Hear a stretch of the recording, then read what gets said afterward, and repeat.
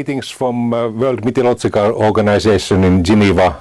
We are the United Nations Specialized Agency on Weather, Climate and Water, and we are also the host agency of IPCC, which is providing scientific reports on the status of climate besides our reporting. And we are very much in charge of the global weather services, early warning services, also hydrological services, management of water resources. And because of climate change, we have started seeing growing amount of disasters and also the economic impacts of climate change. They are felt more and more. We just had a Sustainable Development Goal meeting of heads of United Nations agencies a few days ago, and there we reviewed that the impacts of climate change is challenging many Sustainable Development Goals. The World Economic Forum, which meets here in Switzerland every January, just published the most recent report, and there they demonstrated which are the biggest risks for the global economy during the coming 10 years. And they were listing that failure of climate change mitigation is number one, failure of climate adaptation is number two, and then the impact of extreme weather events is number three. So those are the biggest risks for the global economy for the coming 10 years. And you in Africa, you are feeling them much more. Your economies in many countries is based on agriculture, and agriculture is in many of your countries a big component of your economy. And the impacts of climate change, they are very much felt through agriculture. We have seen both flooding and drought challenges in Africa, and then we have started seeing a growing amount of cyclones hitting, for example, Madagascar, Mozambique, Zimbabwe and Malawi during recent few years, which is a new phenomenon. And in your part of the world, in Africa, also this population growth means that the demand of food, water resources and related issues are growing.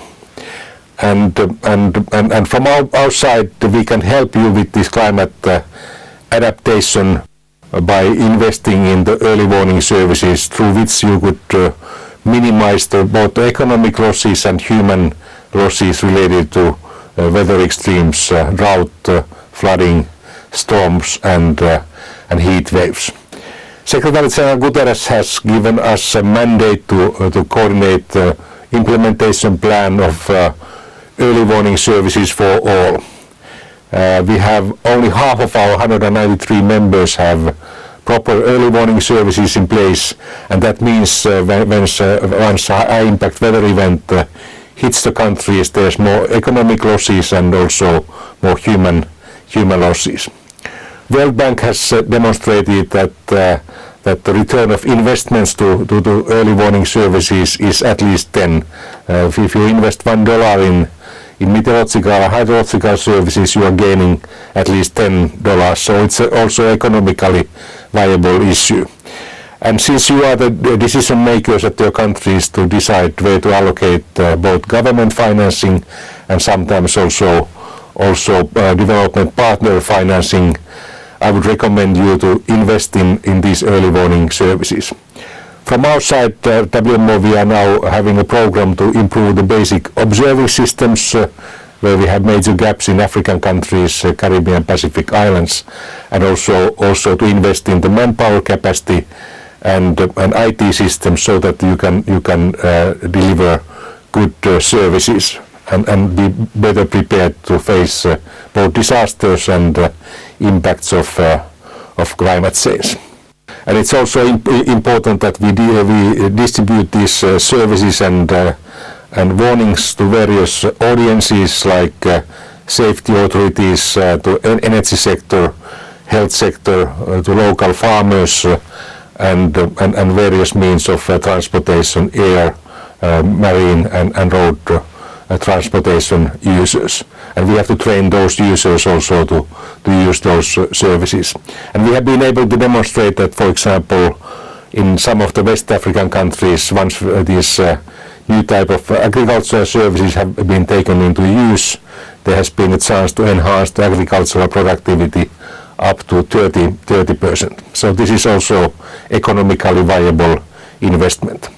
With these words, thanks for the opportunity to address you, and I'm looking forward to closer cooperation with you once we implement these early warning services for all, and your support for your national meteorological and hydrological services, and also for this initiative is most welcome. So I would like to wish you most successful meeting, and thanks for the opportunity to address you. Thank you.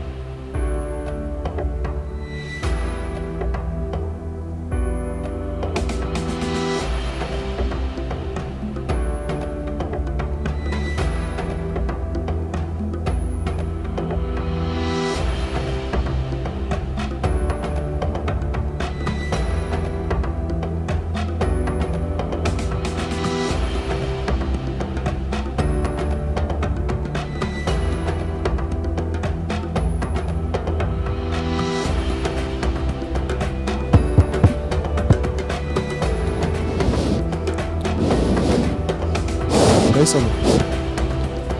Ay just whatever.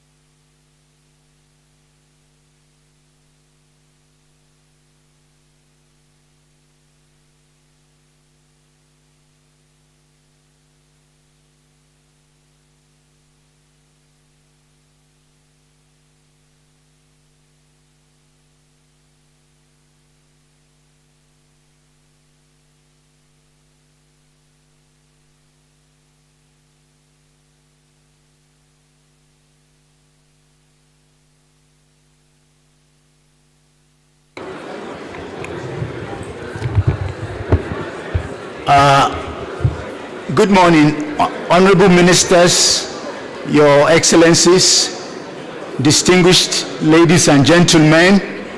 As we're about to start the meeting, I would like you to kindly take your seats so that we can get started. We're already running behind schedule. Thank you.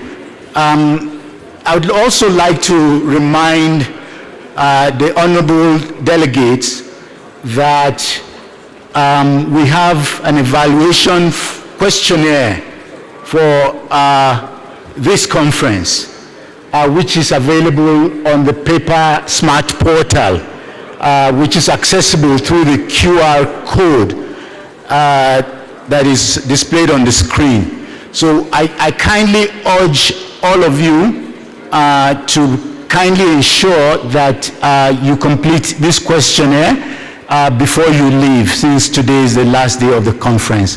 Thank you. I give the floor to the chair, Minister Henry, to start the meeting. Thank you.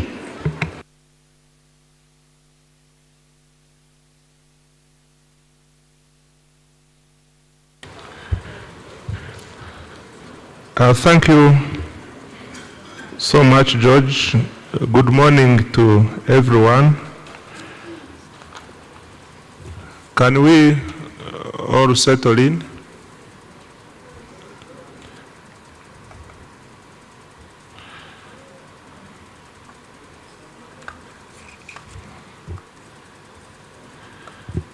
I want to take this opportunity to welcome you all for this session,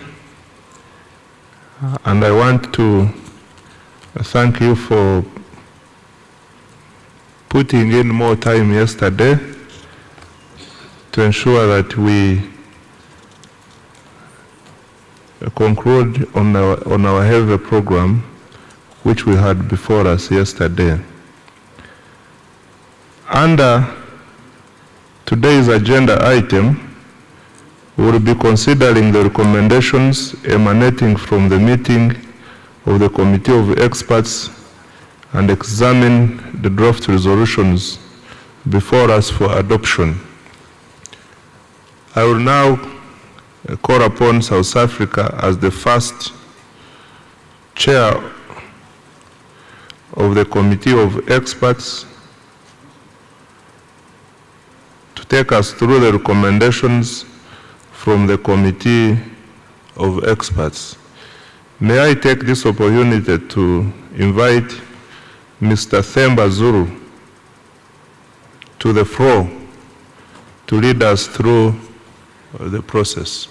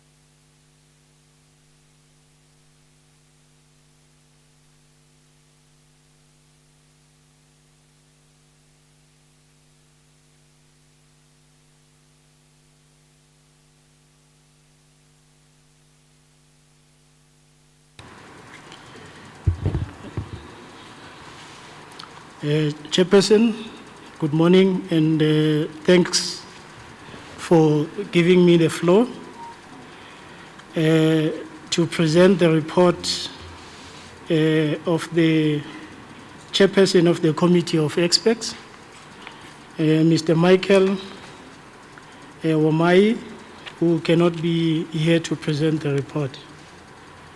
It's my pleasure to take the ministers through the report. and the recommendations of the Committee of Experts. I would like to start to say, Your Excellencies, ladies and gentlemen, good morning. The Committee of Experts undertook its work from the 15th to the 17th of March 2023, and over the 3 days we considered various issues, including statutory matters of the Commission, as well as the theme of this year's conference.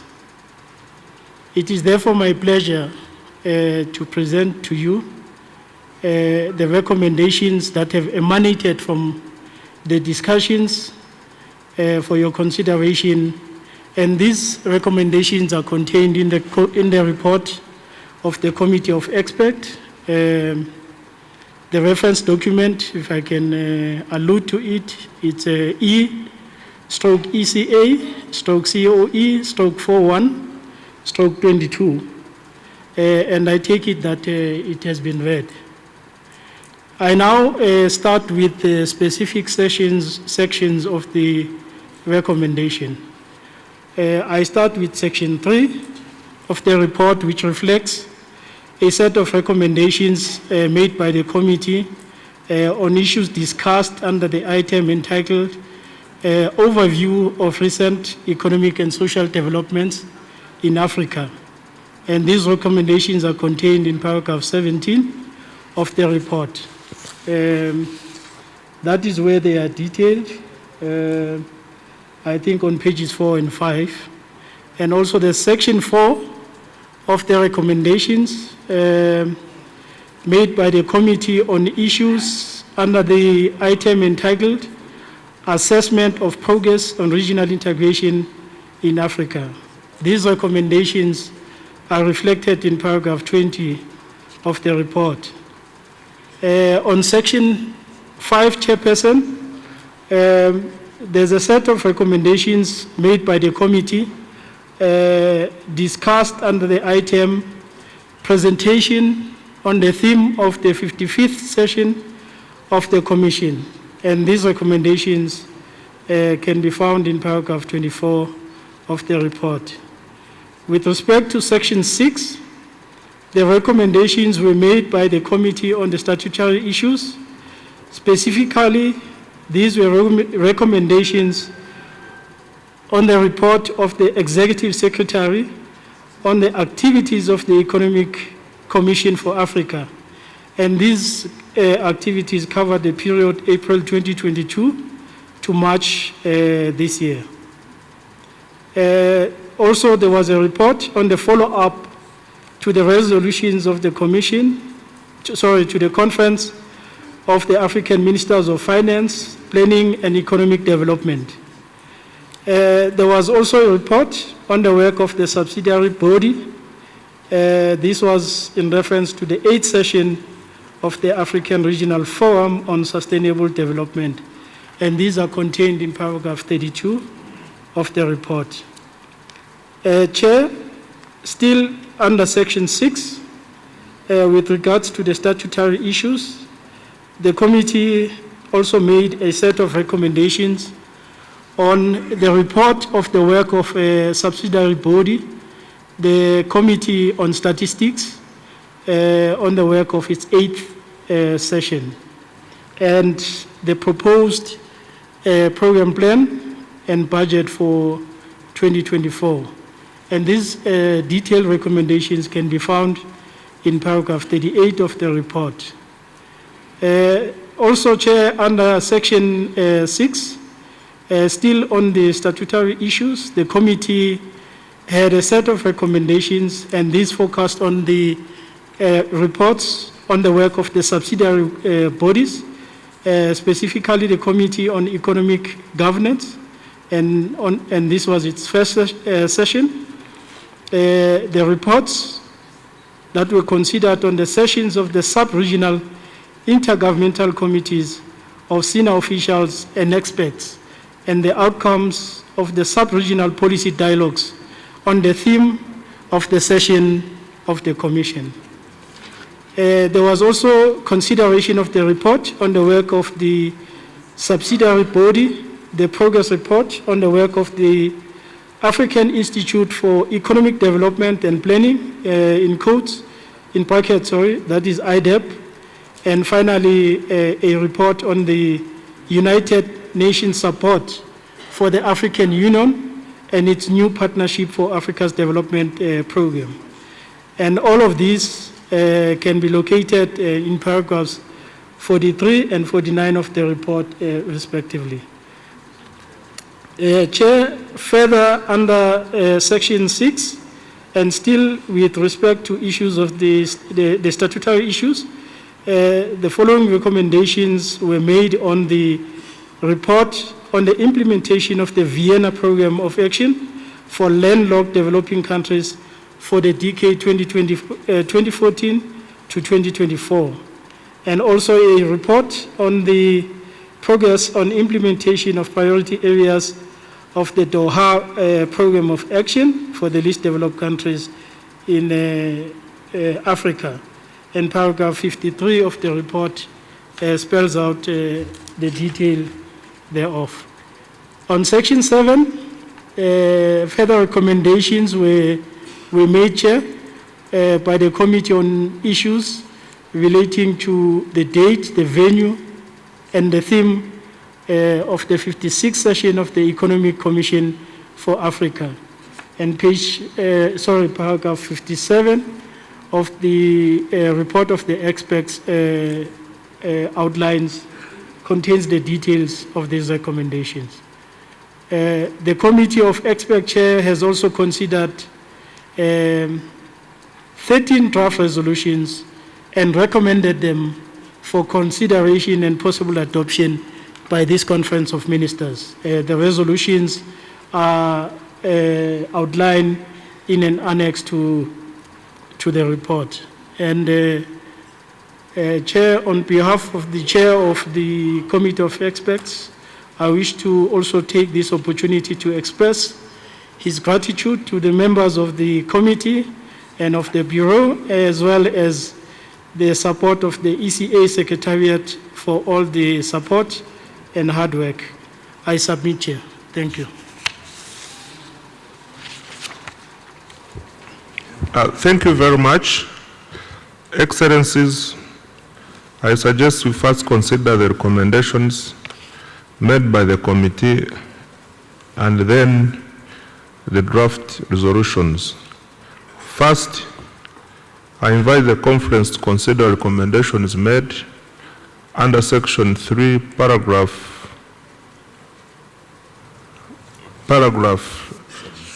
17 of the committee report. May I take it that the conference wishes to endorse the recommendations?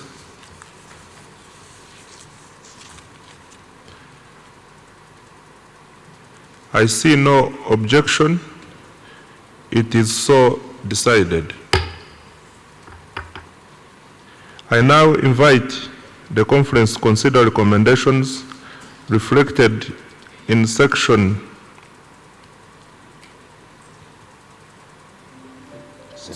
7, paragraph 57. Sorry, can you say Section 4, paragraph 20?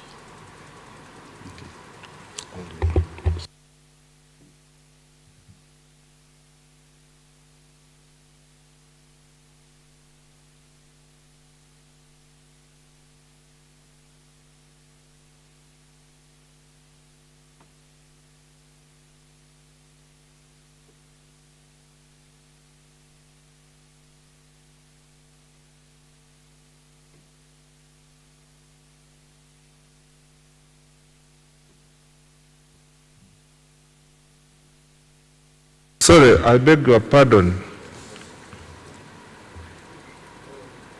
I now invite the conference to consider recommendations reflected in Section 3, paragraph 17,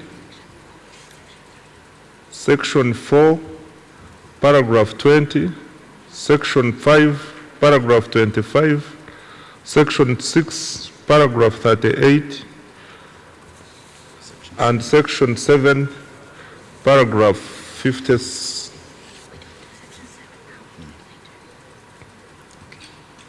We don't do section 7 until later, so up to 6. So you can say, may I take it that the conference wishes to endorse this, make these recommendations? This one. And then you read the rest.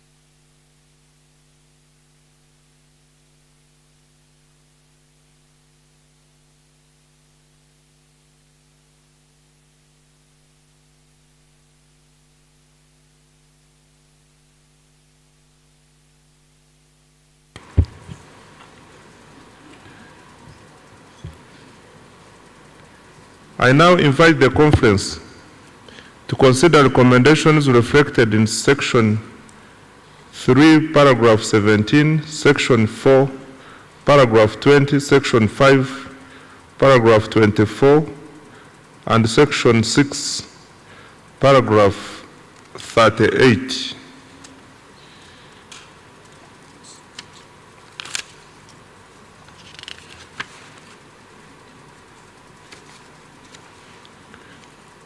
I see no objection. It is so decided. So we move to the next.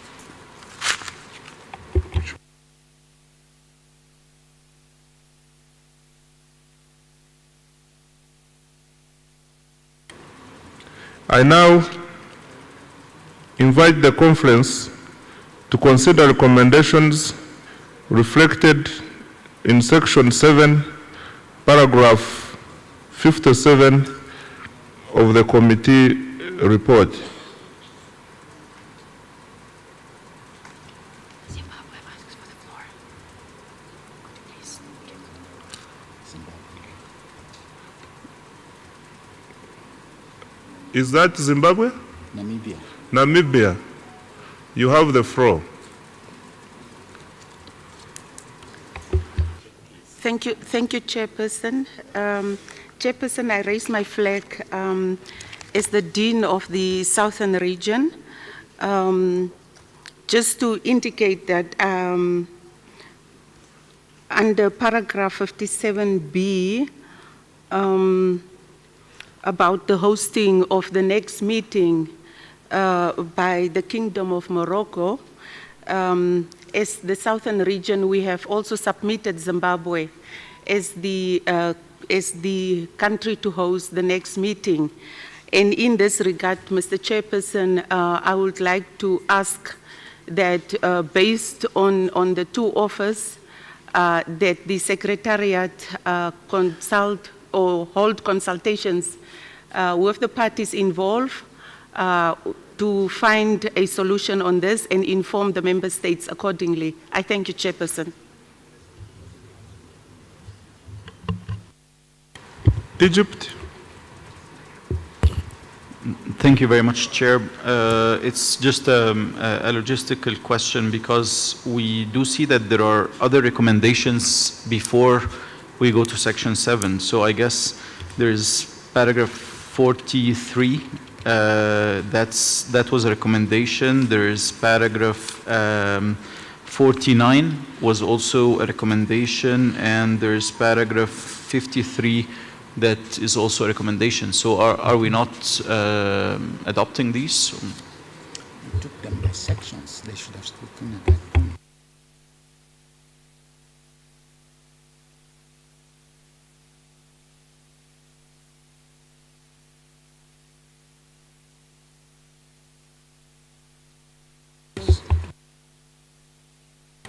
We have taken note and we will come back to them.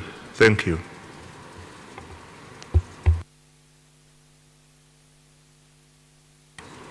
Zimbabwe. Zimbabwe? And also this. Chair, thank you very much. And the purpose of my intervention is just to confirm Zimbabwe's preparedness on behalf of Southern Africa to host and the preparedness to actually be allowed the opportunity to do so. Thank you very much.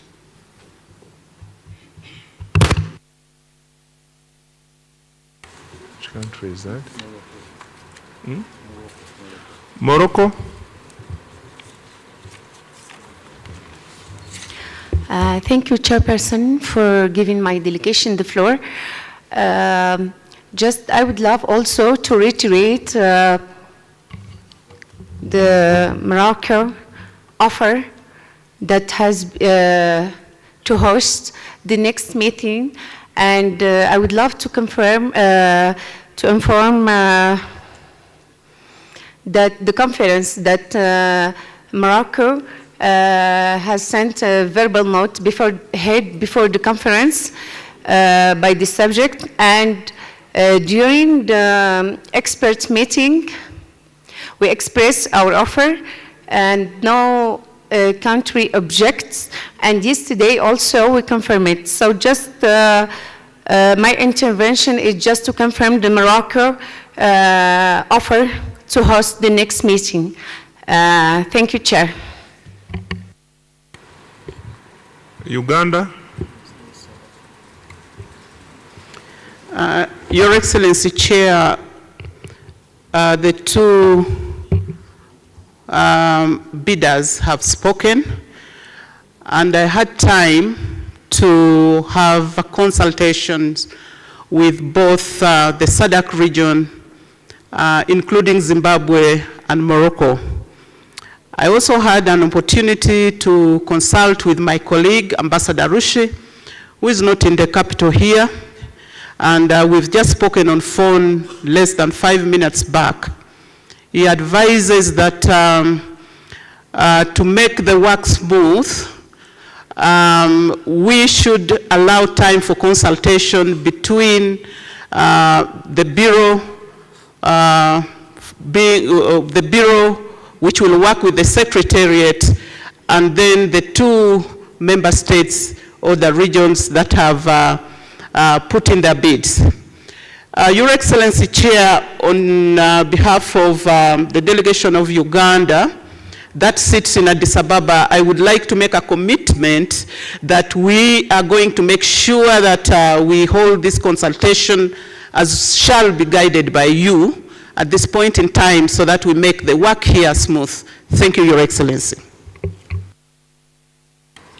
South Africa. Thank you very much, Your Excellency. South Africa takes the floor to support the delegation of Zimbabwe, that the southern region be given an opportunity to host the next session of ECA conference. For us, this is in line with the established practice that the region that chairs the session then host the event.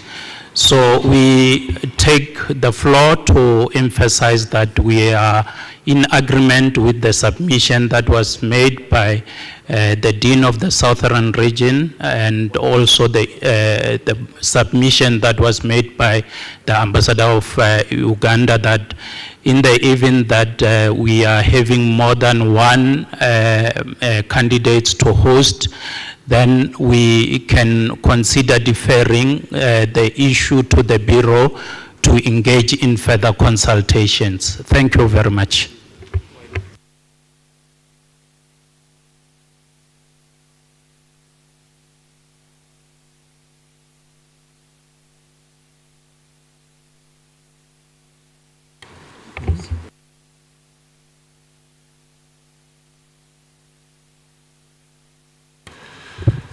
Thank you very much. With the views coming from the audience, we still have resource too.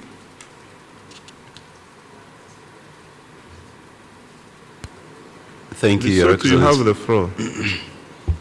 Thank you, Your Excellency. We would like to confirm that this dialogue has expired in the Southern region, and that after consideration of previous hosting by the Republic of Morocco, we concurred to propose the Republic of Zimbabwe as an alternative. And the procedures that have just been outlined on this matter, we thank your chairship that they will apply.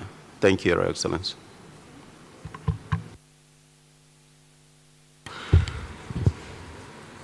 Excellencies, colleagues, ladies and gentlemen, with the views coming from the audience,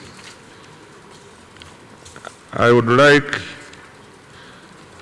to suggest as follows: that the conference wishes to instruct the Bureau to undertake further consultations with Morocco and Zimbabwe regarding their respective offers to host the 56th session of the Commission.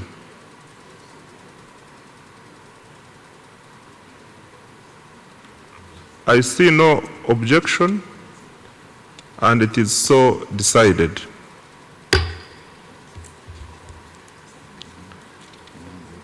Section 6. I'll go there after I've finished everything.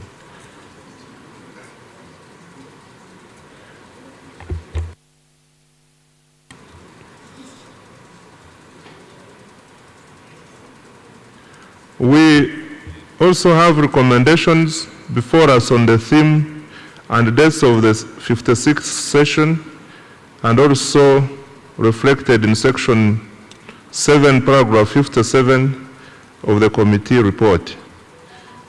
May I take it that the conference wishes to make these recommendations on the theme and the dates of the 56th session of the Commission?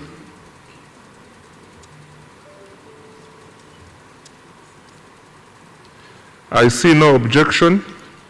It is so decided.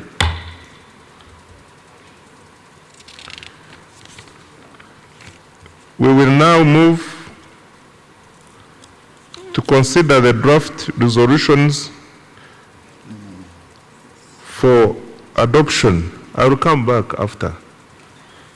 We will now move to consider the draft resolutions for adoption. The draft resolutions have benefited from the review of the ad hoc drafting committee established by the Committee of Experts and comprising member states' representation from each sub-region.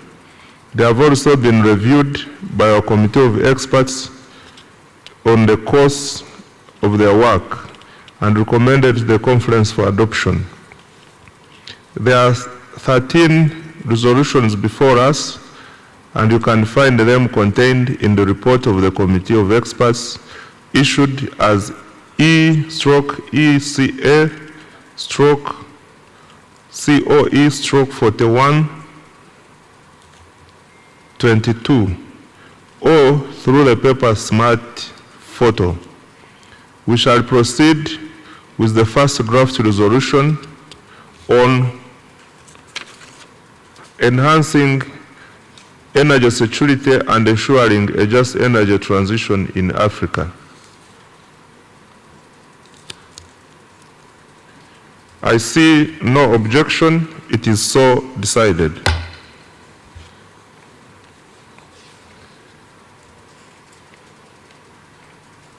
B is on the data and statistics. I see no objection. It is so decided. C is digital transformation for a secure, inclusive, and sustainable common future. I see no objection. It is so decided. D is accelerating sustainable development through regional integration and trade. I see no objection. It is so decided. E is accelerating food systems transformation in Africa. I see no objection. It is so decided. F is climate finance mobilization to accelerate a green recovery. I see no objection. It is so decided. G is advancing the Sustainable Debt Coalition initiative in Africa and beyond. I see no objection. It is so decided. H is Great Blue War Initiative. I see no objection. It is so decided. And I is the 2024 program plan and budget. I see no objection. It is so decided. K, African High-Level Working Group on the Global Financial Architecture. I see no objection. It is so decided.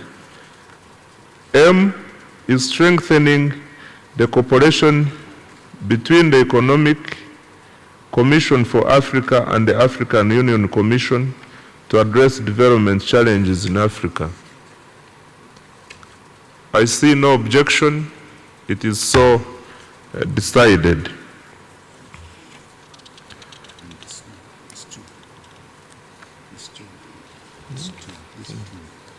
For last, these two resolutions, we are now going to adopt two resolutions related to IDEP.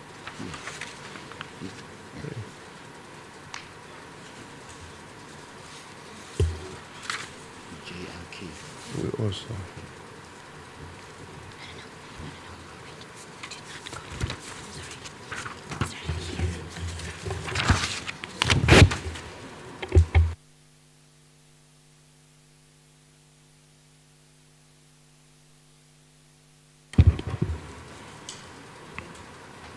I now wish to invite the attention of the conference to the draft resolution on the African Institute for Economic Development and Planning.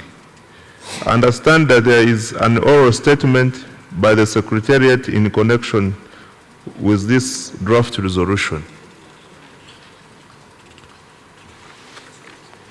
May I take it that the conference wishes to adopt this draft resolution?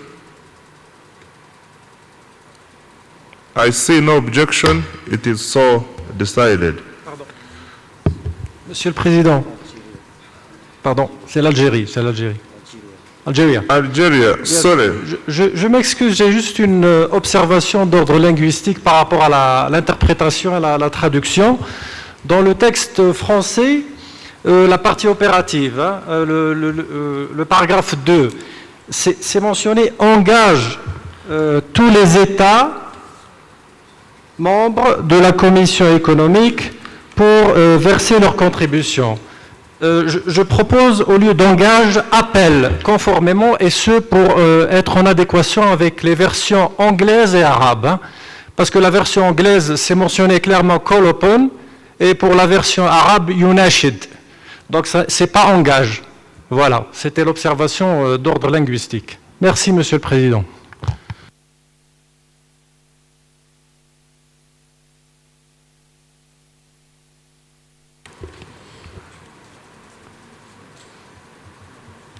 Is there any objection to Algeria's proposal? I see no objection.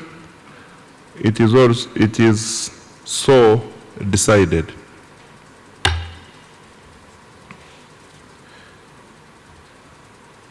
We also have before us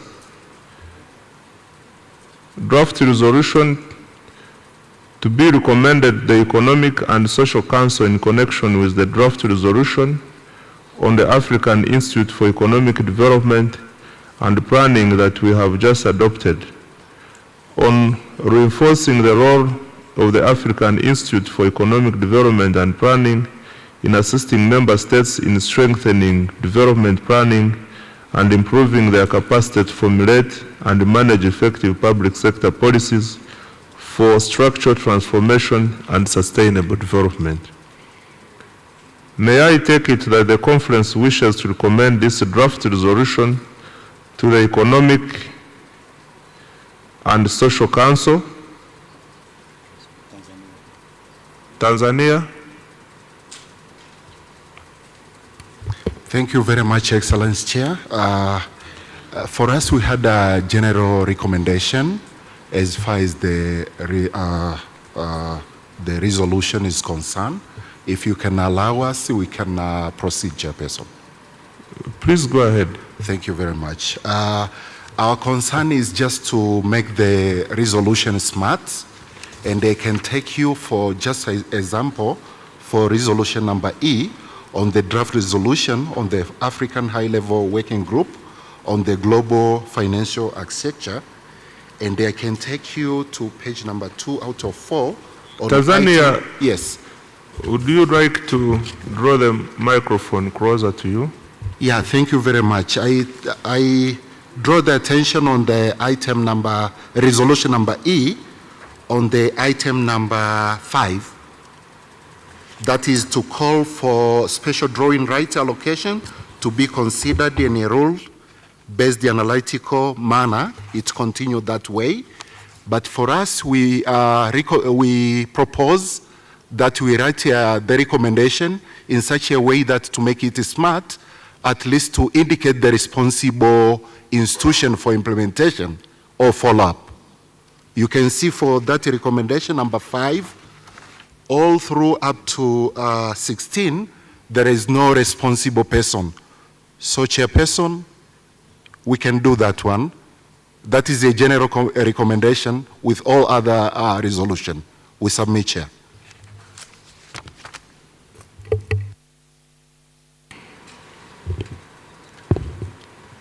Any objection?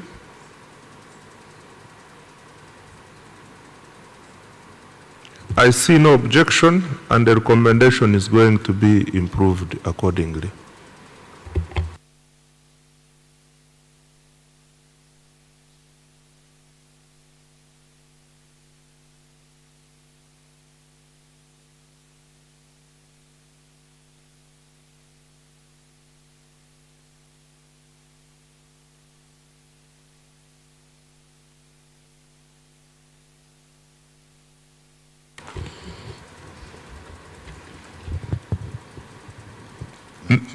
May I take it that the conference wishes to recommend this draft resolution to the Economic and Social Council as improved by Tanzania? I see no objection. It is so decided. We can now go back to section 6, paragraphs. Egypt had raised. We can go back to. I now want to suggest that we go back to section 6, paragraph 38. to adopt paragraph 38, 43, 49, and 53 of the report. May I take it? Ethiopia? Thank you, Mr. Chair, for giving us this opportunity. We have a comment on paragraph 53 under B, number 6, which talks about the report on the implementation of the Vienna Program of Action for Landlocked Developing Countries. Can you hear me? Ethiopia, I can't hear you. Speak closer to the microphone.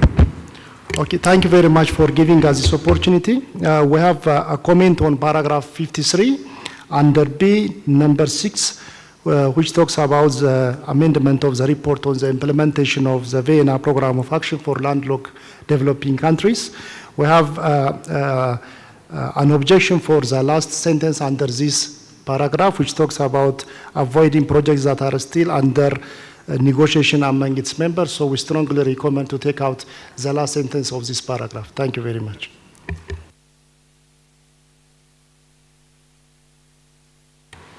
Egypt.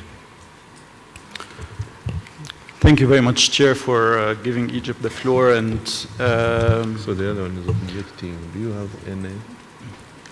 Chair, if we can grab your attention on this. When we are talking, and excuse me, can we move the camera a little bit?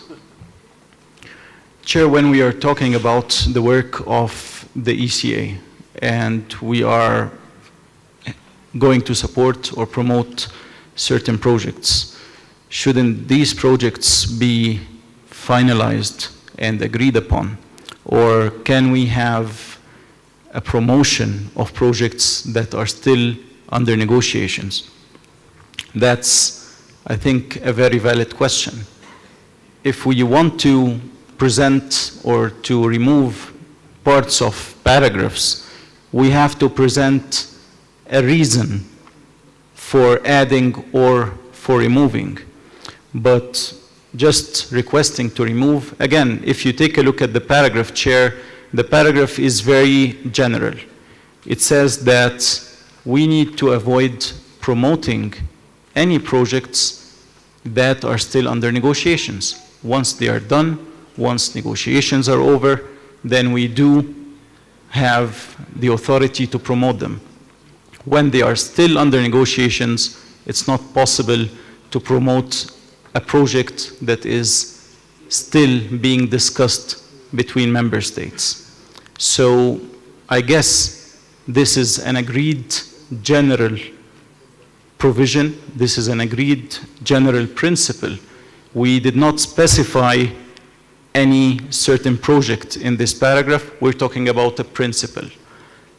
Do we or do we not agree on the principle that we only promote projects once they are done?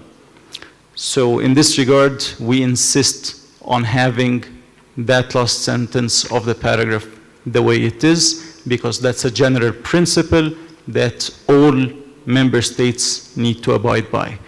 We go beyond politicization. We are calling for a general principle. Thank you, Chair.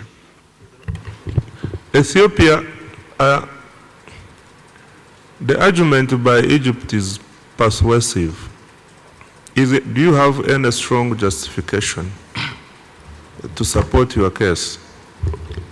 Thank you, Mr. Chairperson. We propose that Ethiopia doesn't have a project that is under negotiation. We are negotiating on the filling and operation of the dam or the project. So promoting, so ECA works for helping or promoting, helping projects that are part of SPIDA projects to enhance their capabilities. So we have to delete this sentence in order to not to further complicate the relationship with member countries. Thank you, Mr. Chairperson. I want to imagine the committee. Yes, Egypt.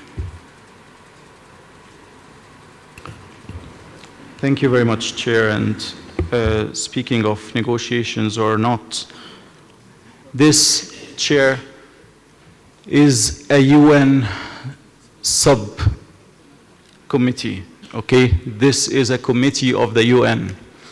And when we talk about a committee of the UN, Chair, it has to abide by the UN decisions.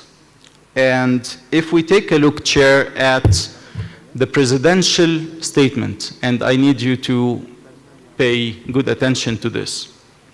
Presidential statement of the UN Security Council, which is the highest body in the UN, in 15 September 2021, it says that the Security Council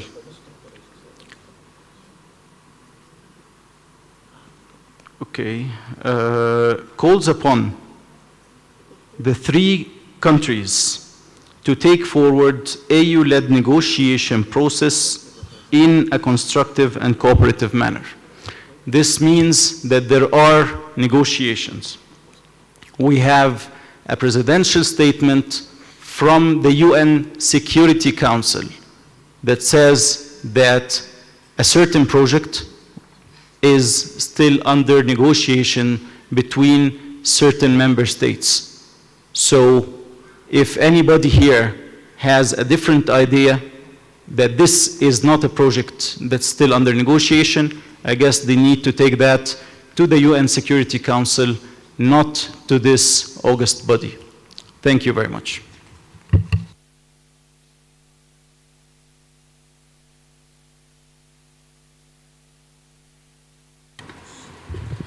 What do others say on this issue?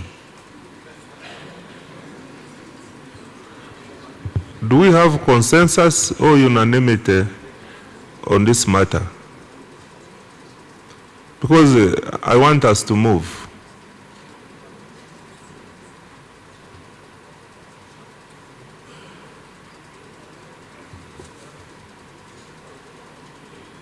So if there are no further objections, I take it that there are no further objections, so we adopt. This being the case, it is so decided. Oh.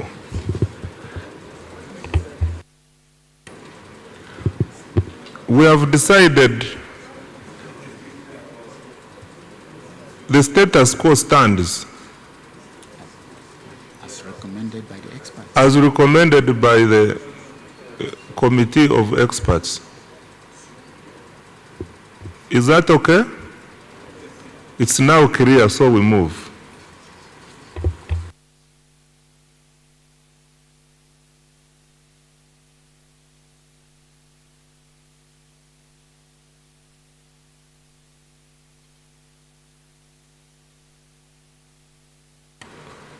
We have completed our work on this agenda item. I want to suggest that we skip the break and straight away go to the closing session. Ministerial statement. Ministerial statement. The ministerial statement. We have to go through the ministerial statement. No, before the closing session, we have to first consider the ministerial statement. We will now consider and adopt the ministerial declaration. The draft ministerial declaration is available through the Paper Smart portal like other conference documents. Are there any objections? If there is none, I declare that the ministerial statement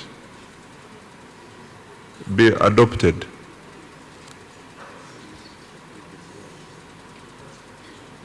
There is no objection. It is therefore decided.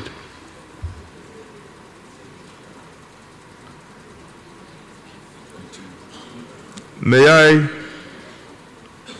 also take it that the conference wishes to authorize the rapporteur to prepare the report of this session in conformity with the practice of the Commission.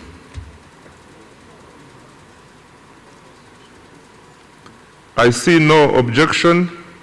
It is so decided.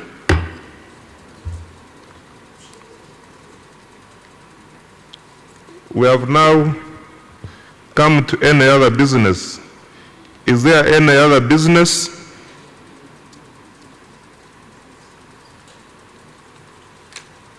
Hearing none, I suggest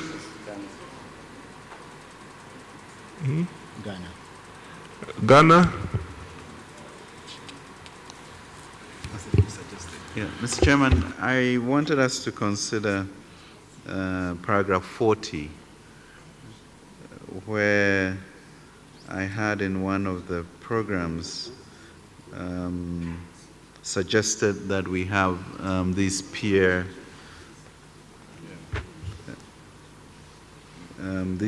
meetings and learning groups. So I would want to recommend to call upon the Economic Commission for Africa working with the AU to establish mechanisms such as peer learning groups for the sharing and exchange of experiences and knowledge between member states on sustainable and inclusive economic growth with a view to promote prosperity, employment, and significantly reduce poverty and inequality. In this regard, a toolkit on the preparation of sustainable and inclusive growth strategy could also be developed to guide member states. Mr. Chairman, this was on the back of the discussions yesterday, which revealed some very encouraging programs and policies that member countries had taken, and I thought it would be good for the ECA and AU to lead these peer group sharing, which will be important for our growth. Thank you, sir.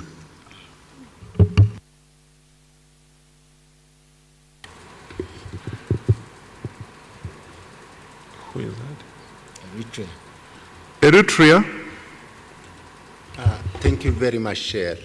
Good morning to all. Just I want to address in AOOB, in this function there has been 2 days span in between the experts meeting and the ministerial segment. And maybe in the future, in all AU as well as ECA functions, most of the time we consider it as one delegation, as UNISAM delegation, and it creates a lot of problems for delegations just spending 2 days in between the experts and the ministerial. So in the future, I think we need to avoid the experts segment should immediately be followed by ministerial segment, Your Excellency. Thank you very much.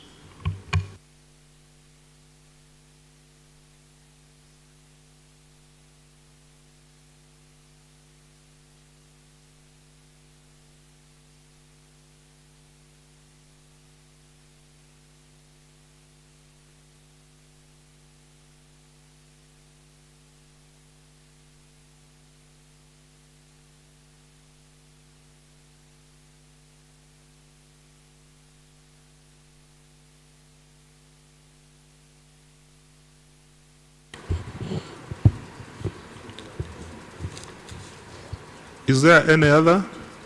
No.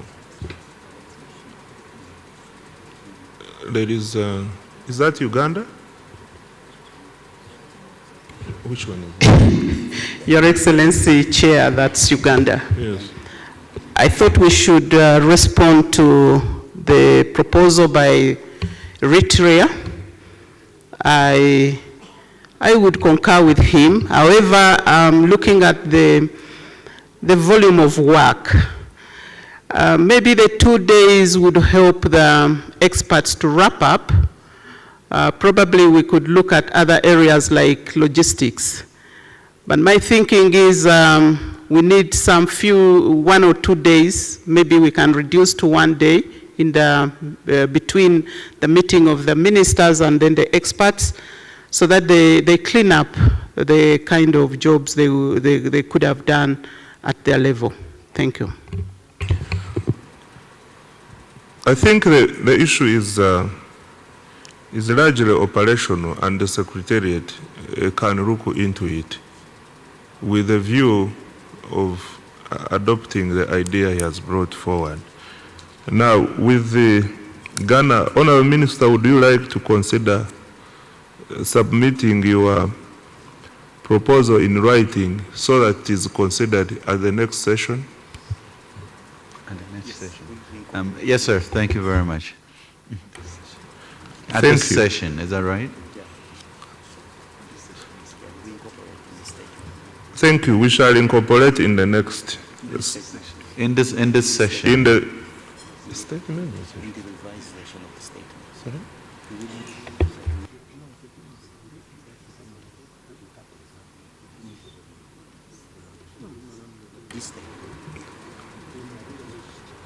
We will incorporate your proposal in the revised ministerial statement. Thank you very much, Mr. Chair.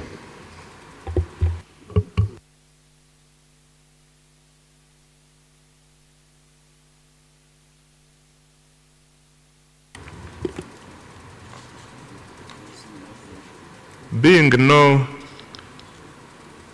any further business, I suggest that we move to the closing session. Oh, there is I see Guinea. Yes.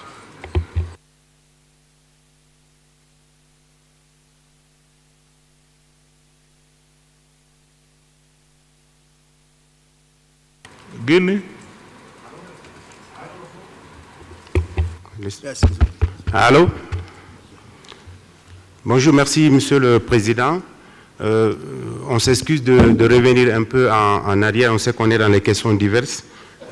Les recommandations sont déjà validées, les résolutions sont déjà validées, mais je voudrais peut-être revenir sur un des éléments que Madame la Ministre a signalé hier concernant les agences de notation. Nous avons bien noté que dans les résolutions, les recommandations ont été faites pour les questions de surveillance et de réglementation, mais nous avons hier dans notre communication insisté sur le fait que les agences de notation doivent aussi intégrer un des aspects de contexte pour certains pays. Nous avons noté cette recommandation depuis la 54e session à Dakar. Il y a des agences de notation qui ne tiennent pas compte du contexte des pays. Ici, nous notons que dans les recommandations, on s'est focalisé sur la réglementation, la surveillance et la capacité de faire des recours. Mais il faut qu'on ait des agences de notation, même si ce n'est pas des agences de notation africaines, mais que le contexte des pays africains, qu'on en tienne compte, parce que c'est un aspect qui nous pénalise dans le cadre de l'évaluation des risques d'investissement. On vous remercie, Monsieur le Président.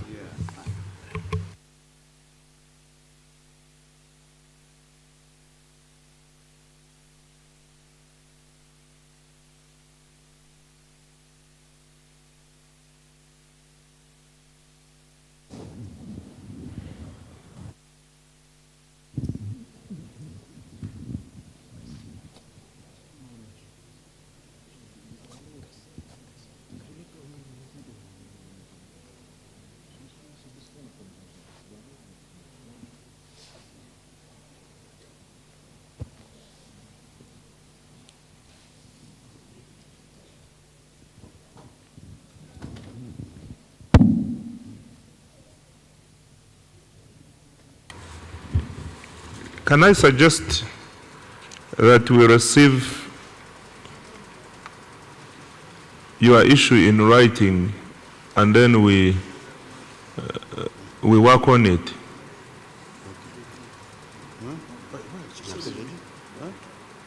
We shall find where it best fits in the resolutions if we receive it in writing.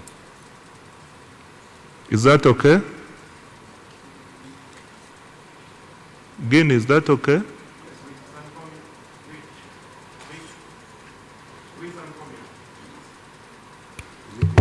Oui, merci Monsieur le Président. Merci Monsieur le Président, ça nous convient bien. Merci. Okay, thank you. So can we now move to the closing session?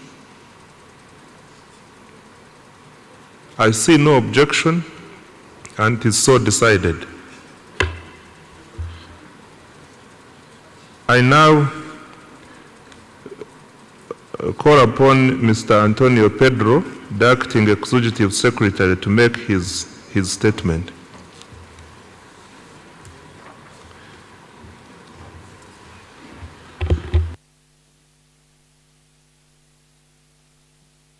Good afternoon. I have 3 glasses here, so.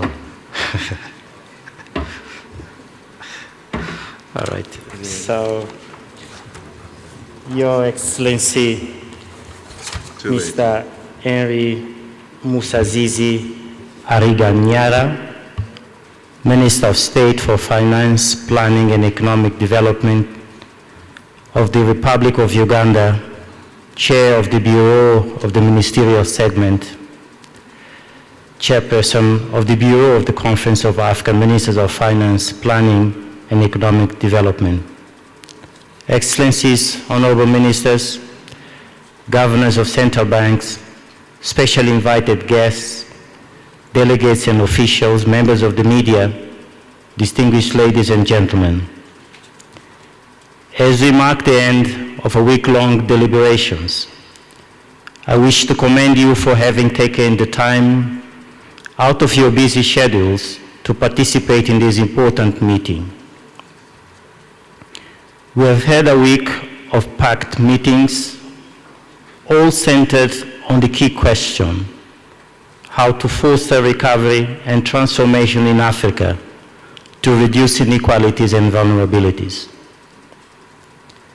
These help us to zero in on levers of growth and identified our critical African priorities, namely skills enhancement, industrialization and economic diversification, infrastructure development, intra-Africa trade, innovative financing solutions, digitalization, and investment in green growth. The richness of information and the diversity of views and experiences, lessons learned and commitments undertaken were a clear indication that Africa has the capacity to chart its own path to economic recovery and transformation.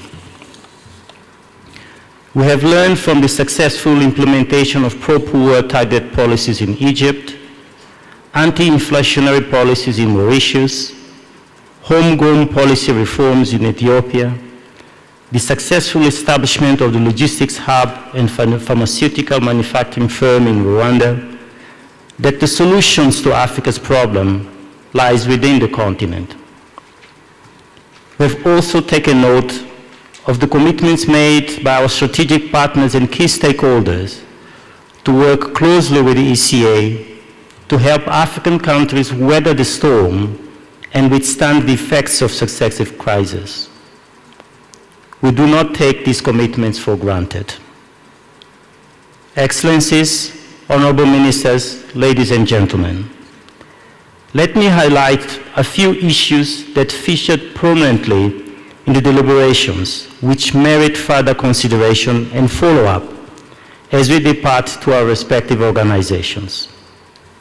Firstly, we saw from the evidence presented that lingering effects of the multiple crises, COVID-19, the never-ending war in Ukraine, the looming debt crisis and climate change impacts, characterize the deep and interlocking crises in Africa. Therefore, overcoming these challenges occasioned by all the overlapping crises will require African countries to formulate innovative and multifaceted strategies that provide a range of policy options. Secondly, the number of people to be lifted out of poverty and vulnerability on the continent is huge, suggesting that African countries need adequate financing to cushion the vulnerable groups while meeting its long-term development objectives. On the same note, the continent needs sufficient energy, the right infrastructure mixed, agriculture and food systems that are resilient to external shocks, and climate mitigation measures that reduce the impact of climate change. Thirdly, innovative and scalable solutions are imperative and must be developed for Africans by African countries. Investing in green sectors in Africa has significant benefits. Green and blue bonds, debt for climate investment swaps, and carbon credits offer unique opportunities to raise the resources necessary for development on the continent. Further, value addition in mining is yet another avenue for resource mobilization that has remained largely unexploited on the African continent. A just energy transition remains an imperative for the continent, and universal access to electricity and sustained industrialization are essential for Africa's economic transformation. Similarly, the implementation of the agreement establishing the African Continental Free Trade Area continues to be the blueprint for the African pro-poor economic recovery. Certainly, there is a need to expedite the implementation of CFTA, given its innumerable benefits to member states, including resilience to shocks. We acknowledge that the harmonization of the CFTA protocols with national laws, regulations, and practices, and the domestication of the national CFTA strategies are critical for speeding up its implementation. ECA is working towards streamlining the CFTA national strategies within the UN country team's programs of work as a first step towards mainstreaming the CFTA within the UN entities. Fourthly, on management of debt crisis on the continent, I wish to reiterate that as we continue to promote and scale up inward-looking domestic resource mobilization strategies, ECA acknowledges the critical role of multilateral lending institutions and has undertaken to advance the United Nations Secretary General call for an urgent need to reform the global financial architecture to level the playing field for both low and middle-income countries. Fifthly, we have heard you on the need for ECA to deepen its collaboration with the African Union Commission, its agencies and other Pan-African institutions in strengthening Africa's agency and undertaking joint activities, projects, and programs for Africa's development priorities. Let me assure you that ECA is committed to strengthening the collaboration with the African Union Commission, particularly on supporting the continent with strategic perspective thinking and foresight studies on how the continent can achieve prosperity by 2030 and speed up the process of realizing the objectives of both Agendas 2063 and 2030 in Africa. Sixthly, we are reminded that evidence-based policy decisions are only possible if member states have access to quality data with smart indicators. In this respect, ECA is committed to deepening support to member states in improving their data and statistical systems. Working closely with the African Union, we will continue building quality and harmonized SDG data ecosystems. Seventhly, we have taken note of the member states' suggestions to form peer learning groups to tap into the richness and diversity of innovations and successful policy interventions across the continent. ECA will be reaching out to your respective organizations with the modalities for taking these requests forward. Last but not least, as African countries pursue recovery from the above-mentioned shocks, ECA is committed to remaining a key partner in supporting member states, the African Union, regional economic communities, intergovernmental organizations, and other development partners to achieve Africa's structural transformation, social and economic recovery, and sustained growth. Guided by its medium-term program framework 2022-2025, which was endorsed at the 54th session of the Conference of African Ministers of Finance, Planning and Economic Development, ECA will support interventions around the pillars of trade, sustained industrialization, economic diversification, and regional integration, macroeconomic policy for sustainable and inclusive development, poverty, gender, and social policy, private sector development, innovative financing, data, statistics, and digital transformation, and climate change and the green economy. Let me conclude by expressing my gratitude once again to all of you for enduring the long working hours like the ones yesterday to deliberate on issues that are of interest to our organization, and particularly to our esteemed client, the citizens of the African continent.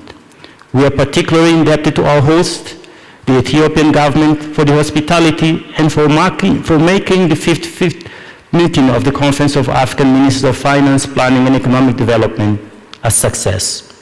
We have the mandate to deliver on our promise of shared prosperity to the people of Africa.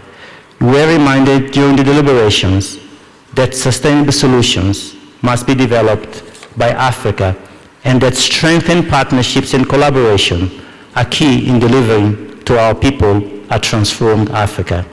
Let me end by challenging each one of us to rise to the occasion and ensure this century belongs to Africa. I thank you for your attention.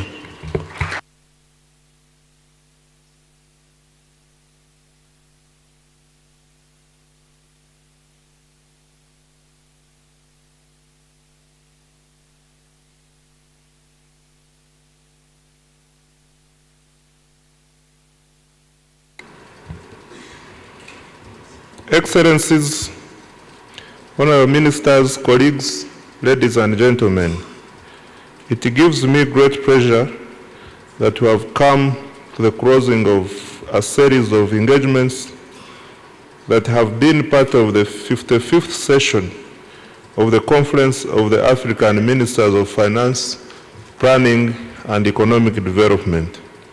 From the outset, I wish to appreciate the Economic Commission for Africa for generously and ably hosting this Conference of Ministers.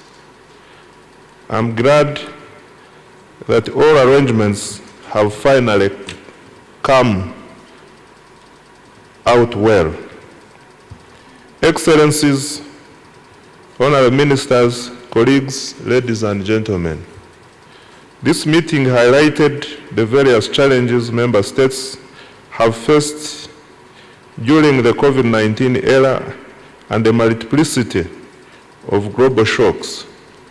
While we note that substantial progress has been made in providing social safety nets and instituting policies to improve the livelihoods of the population, especially women and children, we acknowledge that the ability of our member states to effectively tackle poverty and inequality is being severely constrained given declining economic growth, narrowing fiscal space, rising debt, commodity shocks, and tightening global financial conditions.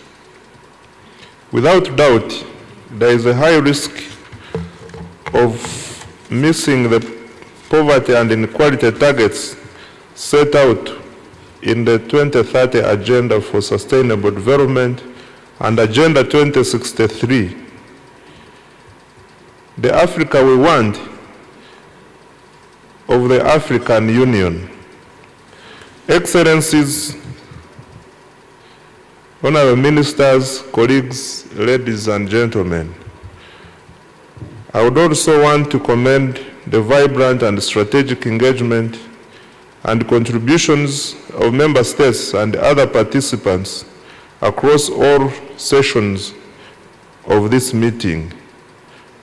I can confidently say that we have met all the objectives of the 55th Conference of Ministers. Member states have requested ECA to constantly provide them with technical support in designing policies and programs to address poverty.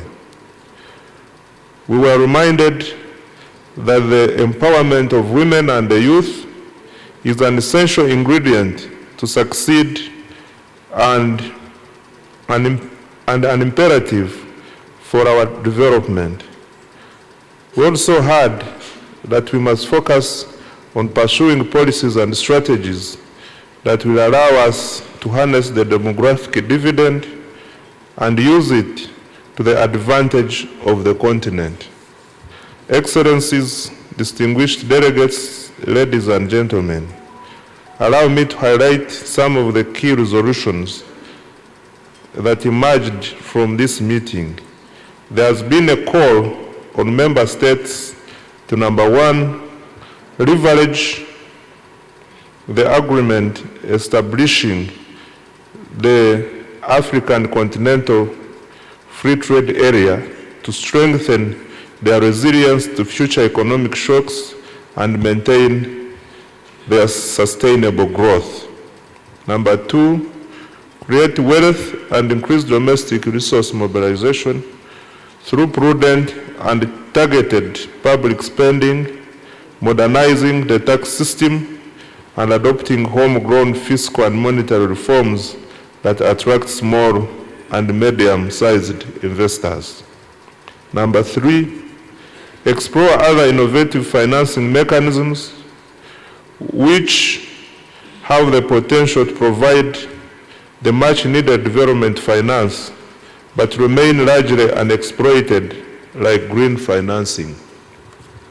Number four, strengthen solidarity and collective effort among the African countries and ratify relevant resolutions to address insecurity and terrorism threats and ensure peace, security, and stability to underpin regional integration. Number five, scale up collective efforts to increase agricultural productivity, local manufacturing, investment in infrastructure, trade in services, and digital interconnectedness as important aspects of regional integration.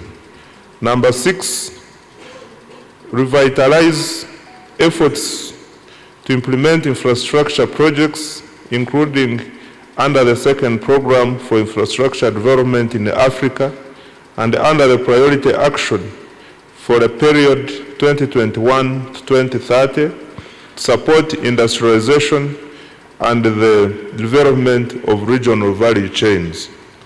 Number 7, invest in the development of digital infrastructure and create an environment that will encourage private sector innovation and attract the foreign and domestic capital needed to enhance industrialization, create jobs, and alleviate poverty.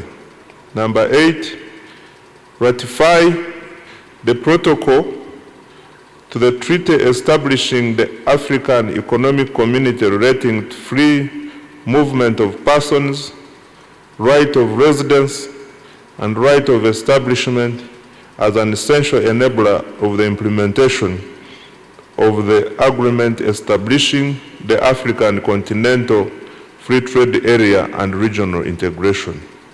Number 9, pursue people-centered policies and a development path that is resilient, inclusive, and sustainable by prioritizing investments in the sectors that have high multiplier effects and reducing poverty and inequality such as health, education, and agriculture. Number 10, consider reforming the education sector to ensure that the skill set match current job opportunities of the market. And number 11, increase budgetary allocations to science, research, and technology to make Africa's dream on industrialization and economic diversification a reality. Excellencies, honorable ministers, ladies and gentlemen, I wish to renew the commitment of the Bureau and of the government of Uganda as the chair of the Bureau of the Conference of Ministers, and my personal commitment to work with ECA in implementing the resolutions we have made at this meeting. Allow me to express my thanks and deep gratitude to the experts, the Secretariat, the media, and other service providers for working toward a successful meeting of the Conference of Ministers. I want to commend the leadership of ECA in advocating for more liquidity for the continent. Finally, I want to invite all member states to consider implementing the recommendations made at this meeting. I thank you so much, and I declare the 55th conference adjourned.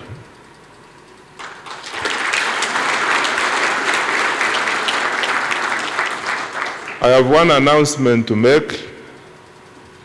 We will have a press briefing now, and all other delegates who are not part of the press briefing can leave at leisure. Have we provided lunch, George? Yes, distinguished delegates, yes, lunch is provided as usual in the same location as yesterday. You will be led to those locations by the protocol and ushers who are standing outside. But let me just add that lunch will not be ready until 1 p.m. because we are finishing ahead of schedule today. So lunch will be ready as from 1 p.m. In the meantime, you can either stay in the room for the press conference for those who wish to, or help yourself with tea and coffee, which is ready now. But lunch is 1 p.m. Thank you.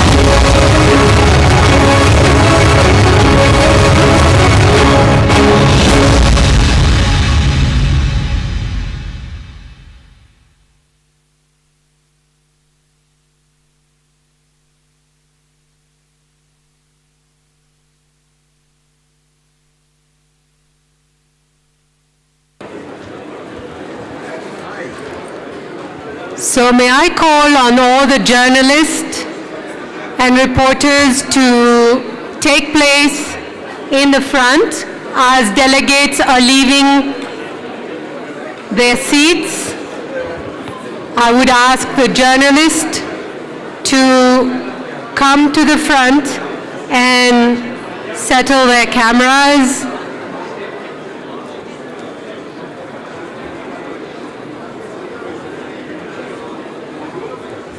Sophia, if we can ask all the journalists to come in the front.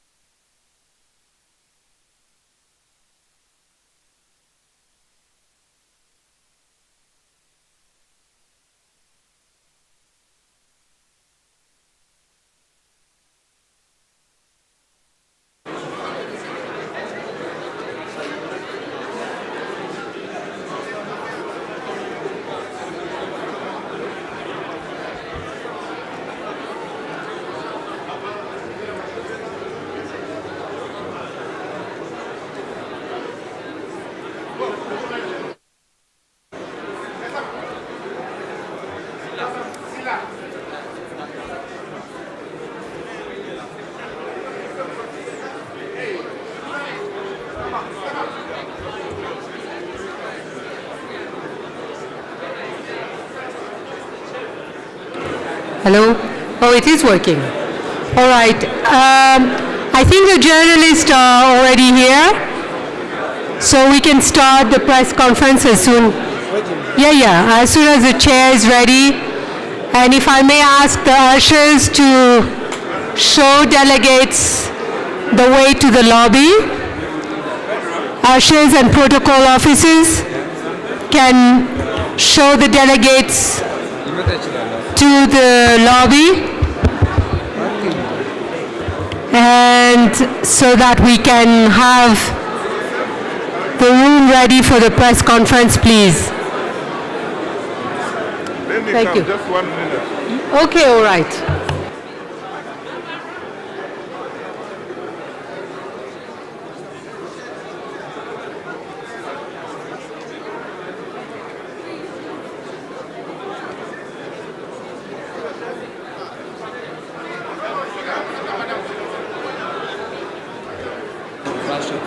Yes. Can the communication team come in the front, please? Ernest, Nadia. I don't think they can hear me.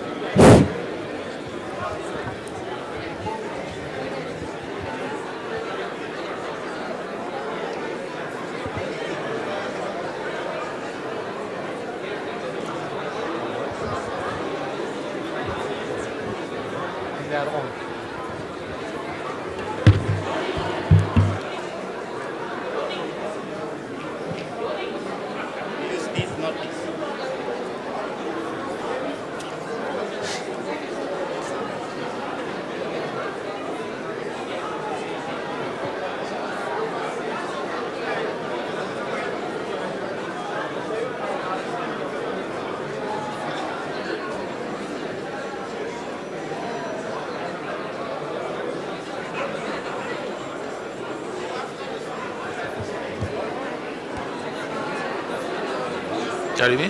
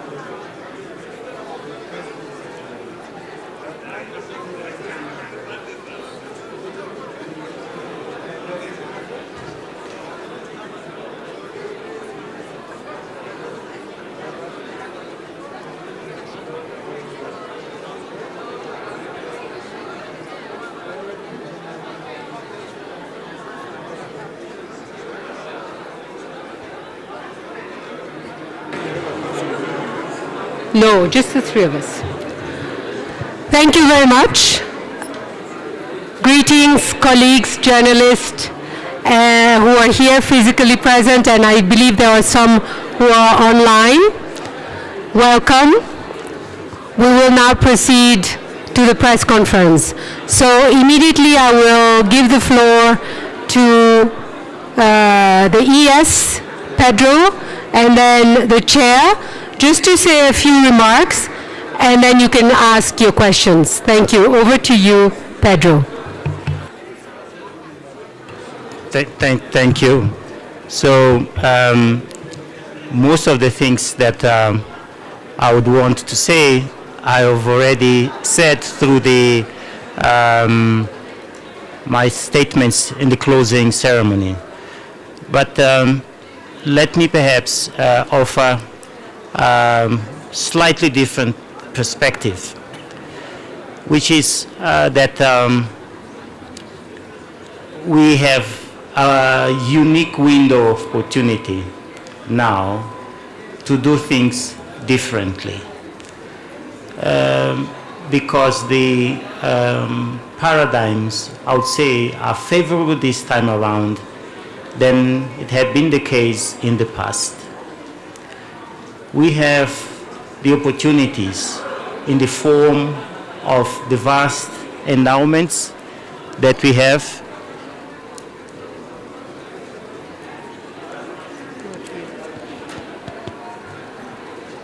Nope, no problem. I think it's working. Yeah. Okay, yeah. So I was saying that we have a confluence of positive factors which I would argue gives us a unique opportunity to do things differently on the continent. First, our endowments, natural resources, both in the form of minerals, as well as our forests, the sun, that can enable a transition towards green and sustainable economic transformation on the continent. Second, we have the people. We have the numbers, that if we invest in building and strengthening this human capital and make it work for Africa, then indeed it is possible to harness our natural resource for structural transformation. Then we've had a series of discussions on the continent that have provided the pathways to Africa's transformation.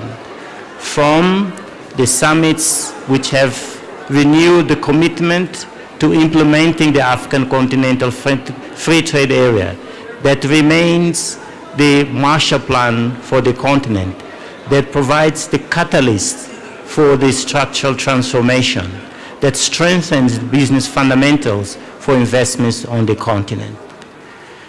And then, of course, there are some basics that we need to invest, which is we have full control of those to ensure that the institutions on the continent create necessary ecosystems for our private sector, both domestic as well as foreign, to invest in Africa's transformation. So the policy coherence with the strategic goals of Agenda 2030 and 2063 is an important path forward. And we have the youth with its creative energy that needs to be harnessed for us to achieve our goals. Let me stop here, but we are getting out of this conference with renewed hope that we'll be able to make it this time around. Thank you. Thank you very much. Yes. May I just invite the chair to say a few words before journalists ask the questions? Thank you.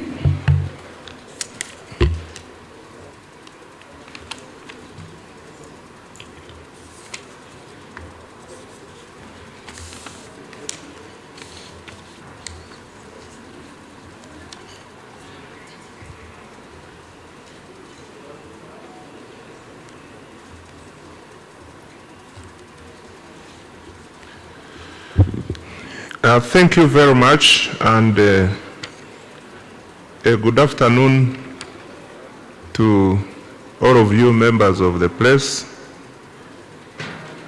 I am delighted to address you on the number of issues regarding the conference which we have just closed. To put it into context, we have had a rich and fruitful engagement with the experts for the last 1 week and with the ministers for the last 2 days on the theme of fostering recovery and transformation in Africa to reduce inequalities and vulnerabilities. This theme is extremely important for the continent. The confluence of shocks we're experiencing due to the impact of the COVID-19 pandemic, the war in Ukraine, and the extreme weather patterns and the natural disasters that have eroded Africa's development gains must be tackled now so that we can meet the SDGs and the Agenda 2063 of the Africa we want. As member states, we are looking at a number of millions of Africans facing poverty and 18 million Africans that are now at risk of falling into poverty. And we are also seeing levels of inequalities that we never witnessed before. We are in agreement that we must act now, and we must do so together as ministers, as stakeholders at all levels. Reducing inequalities and vulnerabilities will require all hands on the deck. We have agreed on some key issues like I stated in my closing statement, but let me quickly go through the most important ones. One is the African Continental Free Trade Area is very important, but we must move very fast on trading with each other so that we can open up opportunities for small and medium-sized traders, including women and the young entrepreneurs.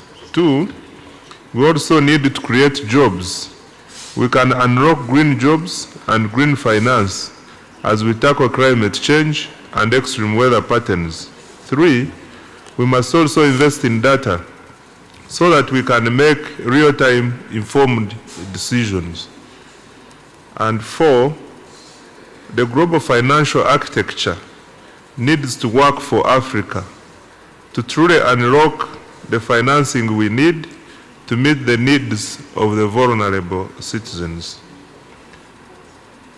Over the next year, my hope as a Bureau Chair is to work closely with my fellow Bureau members, our member states, and with the ECA as we hold ourselves accountable to the next year.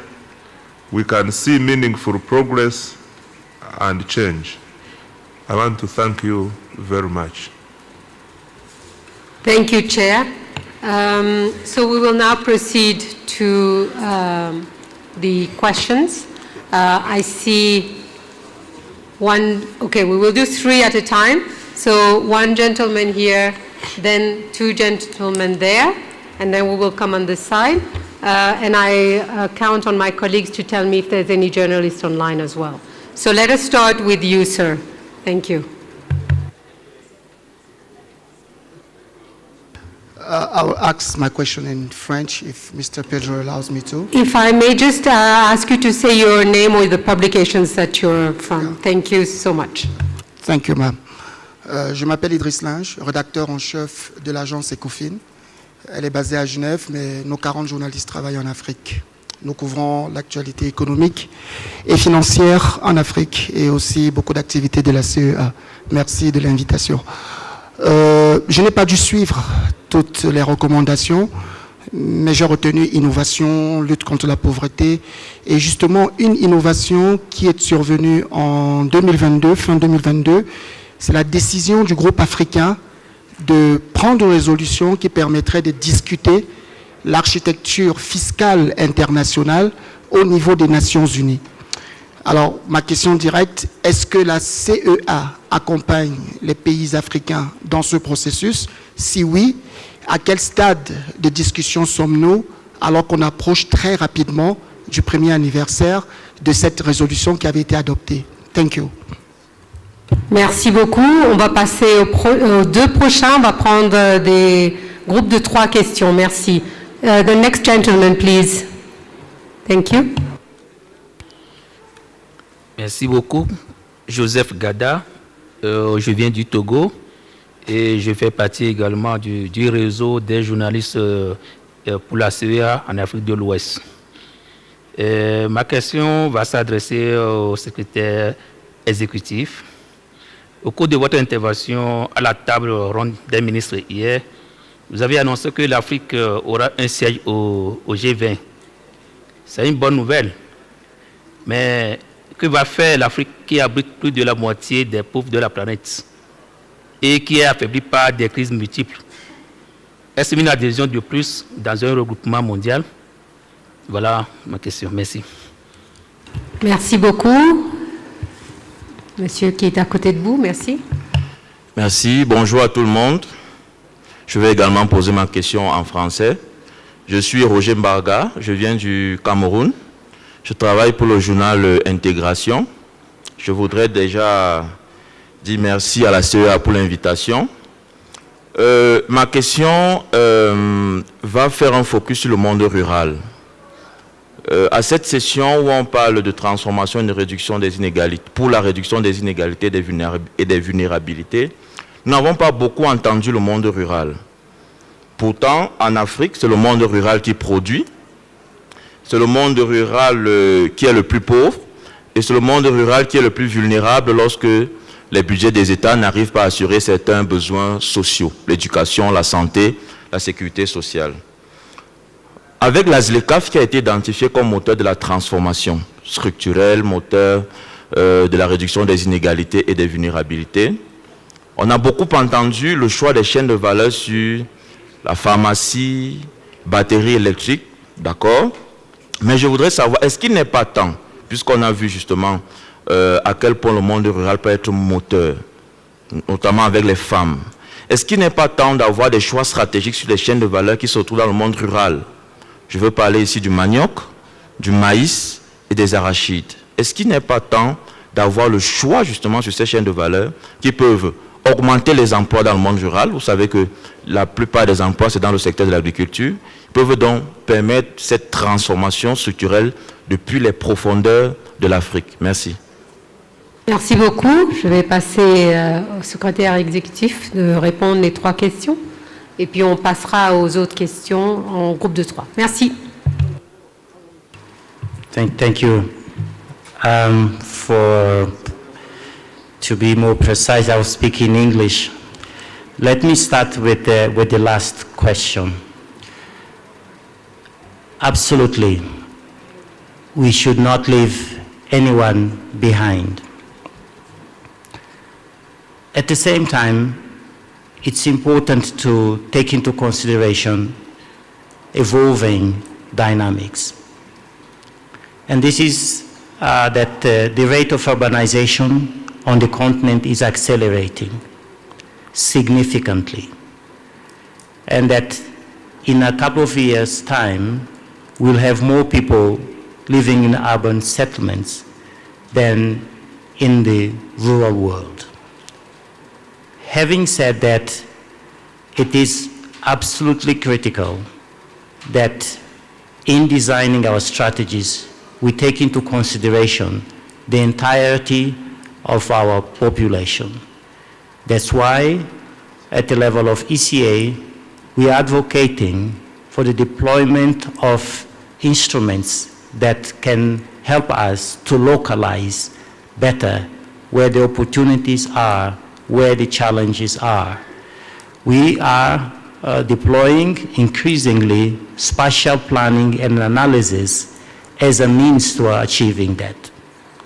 You would recall, Roger, that in Central Africa, we have worked with local entities to understand where the socio-economic opportunities are located in Central Africa.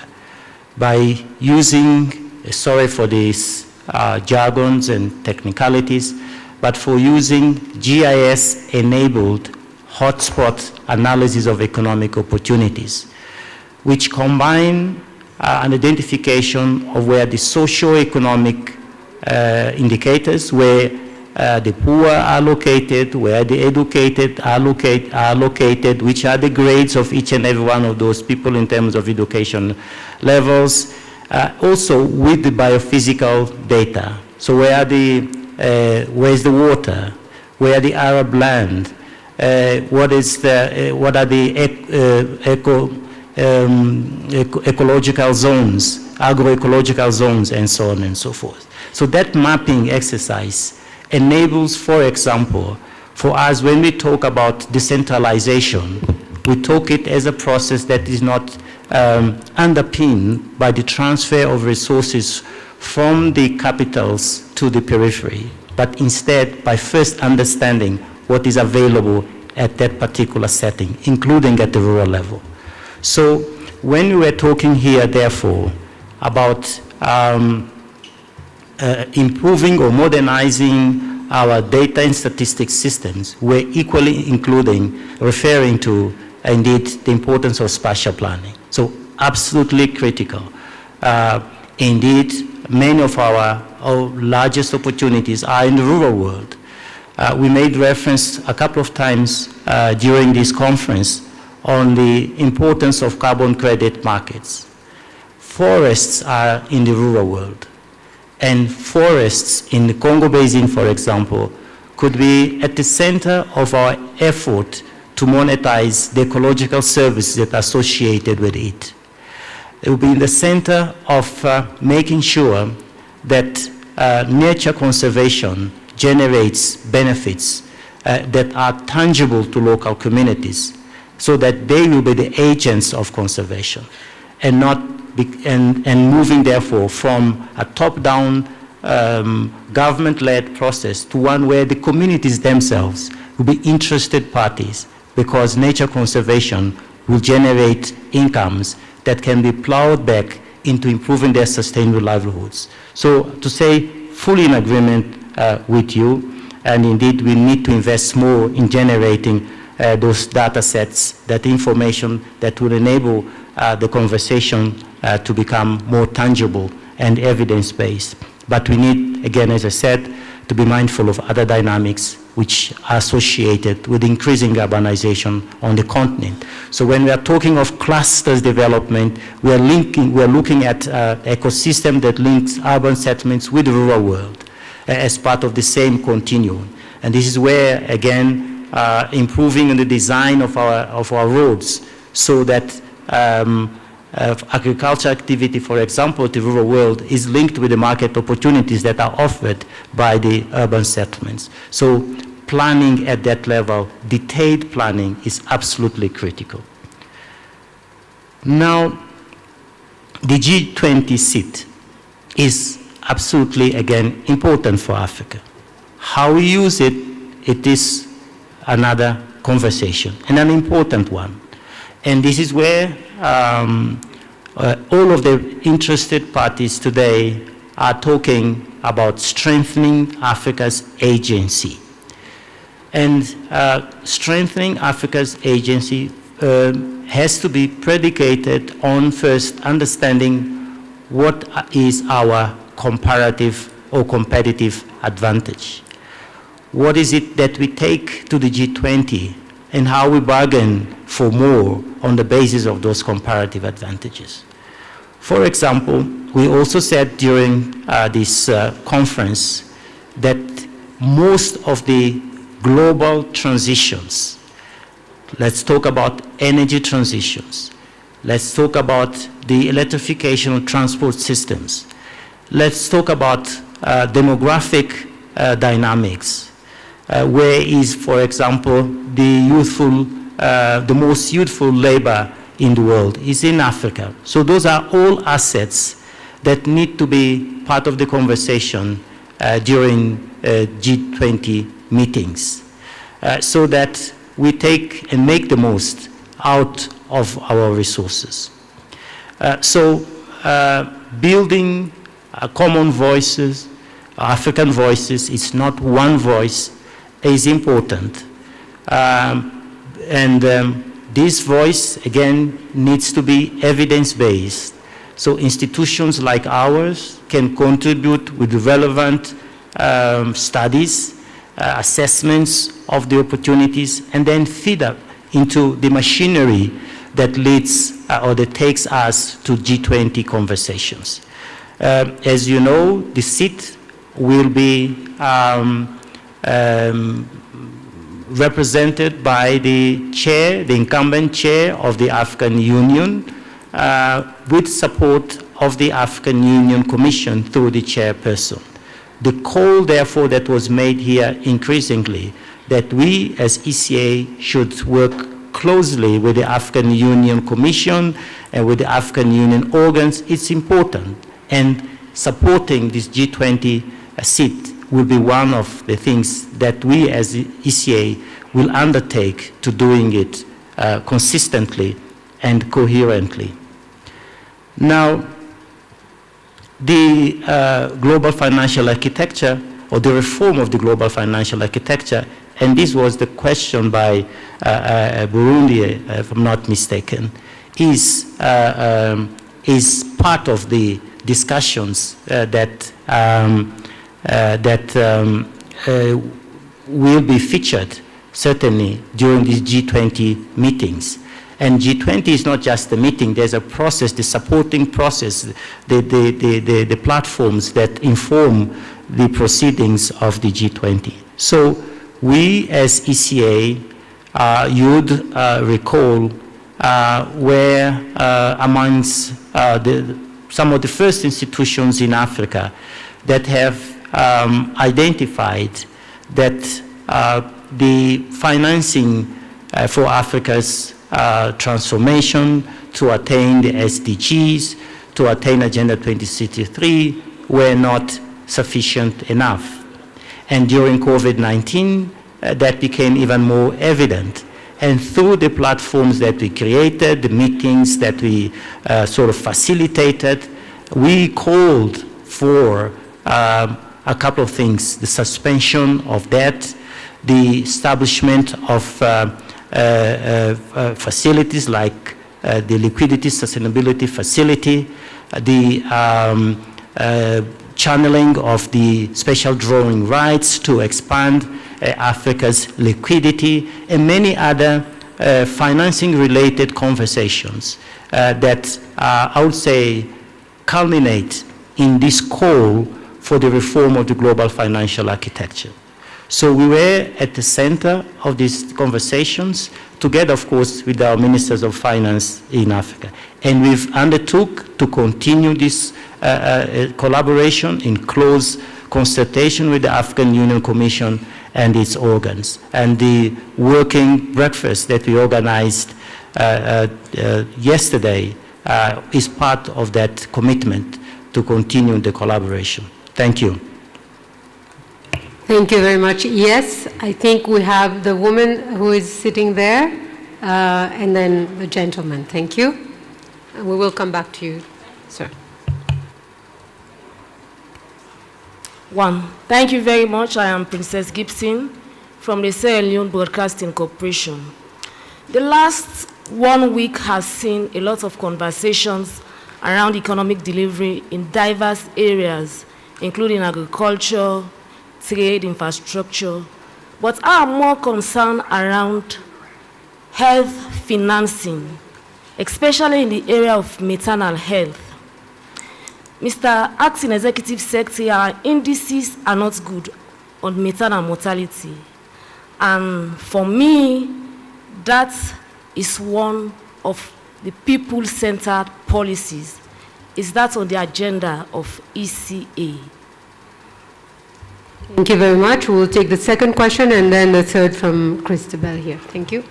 Yeah, my name is Brian Ngugi from the Standard Media Group in Nairobi, Kenya. Regarding your sustained call for the reform of the global financial architecture, do you have specific recommendations on how the African special drawing rights can be, the allocations can be increased, and do you have specific amounts that you're recommending? Thanks. Thank you. Christabel? Yeah, my question is to the chair in regards to the issue of many people falling into poverty. What advice will you give governments? You can introduce yourself, please. Oh, my name is Christabel Ligami. I'm a journalist from Kenya. Repeat your question. My question is to the chair in regards to the issue of many people falling into poverty in Africa. what will be your advice to governments to address the issue of poverty to ensure that we meet the sustainable development goals? If I may ask the chair to answer this question first, and then we will come to the ES. Chair, over to you. Thank you very much. And this question clearly speaks to the fundamental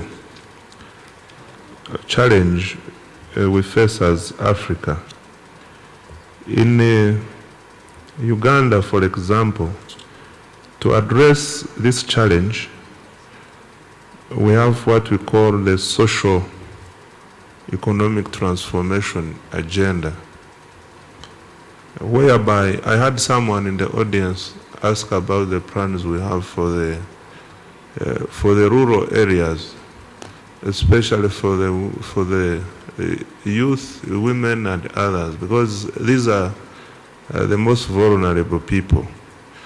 So we think we should now redirect our efforts to programs that address the challenges our last mile people face.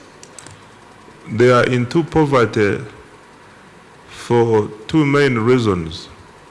One is the attitude, and number two is lack of capacity to transit from poverty in terms of having capital requirements.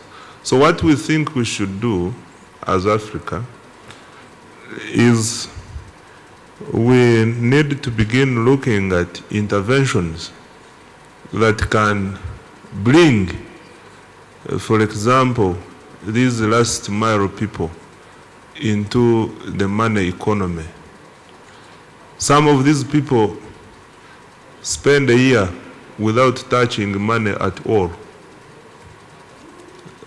Someone works to just eat and sleep. There is nothing you take to the market for money. And we think if we are to deal with the challenge of poverty and the consequences poverty brings, we must bring as many people as possible into the money economy so that they are able to address some of these challenges by themselves. I don't think there is any country which is going to buy clothes for its citizenry. You can think of other aspects which the country cannot do for you.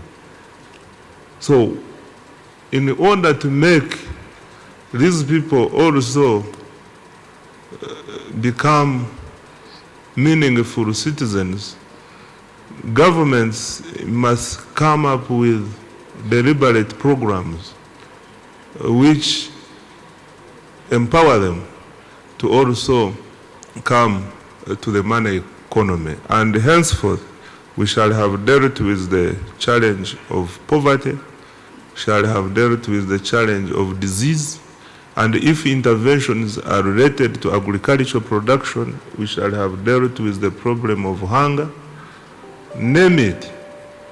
And I would like to invite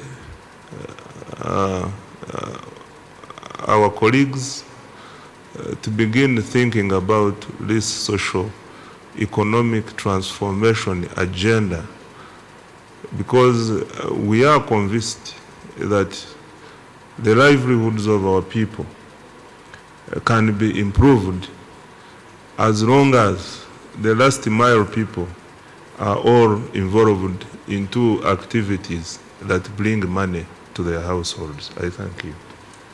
Thank you, Chair, for highlighting the actions. If I may now invite the ES to speak to the question on maternal health and the question on SDRs from Kenya. Thank you. And then we will take one last round. Thank you.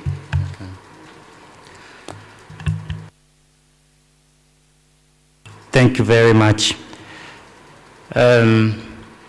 Poverty has different dimensions, and health is one of the dimensions of poverty. When we're discussing vulnerabilities and inequalities, these are more evident in the health sector. One of the major problems, of course, with COVID was, in addition to the financial impacts that it created in our economies because of all of those shocks, supply, disruption, trade routes, and so on, was our inability to respond to the crisis because of our limited fiscal space. And the numbers of poor people, as we've described during this conference, is increasing, and with that, it means that those will have lesser access to health services, which in any case, because of our situation, are not available everywhere. So it is part and parcel of our preoccupation of ECA. We have a gender, poverty, and social policy division whose responsibility is to look at those issues from in an integrated manner, because indeed your poverty is manifested in many different ways.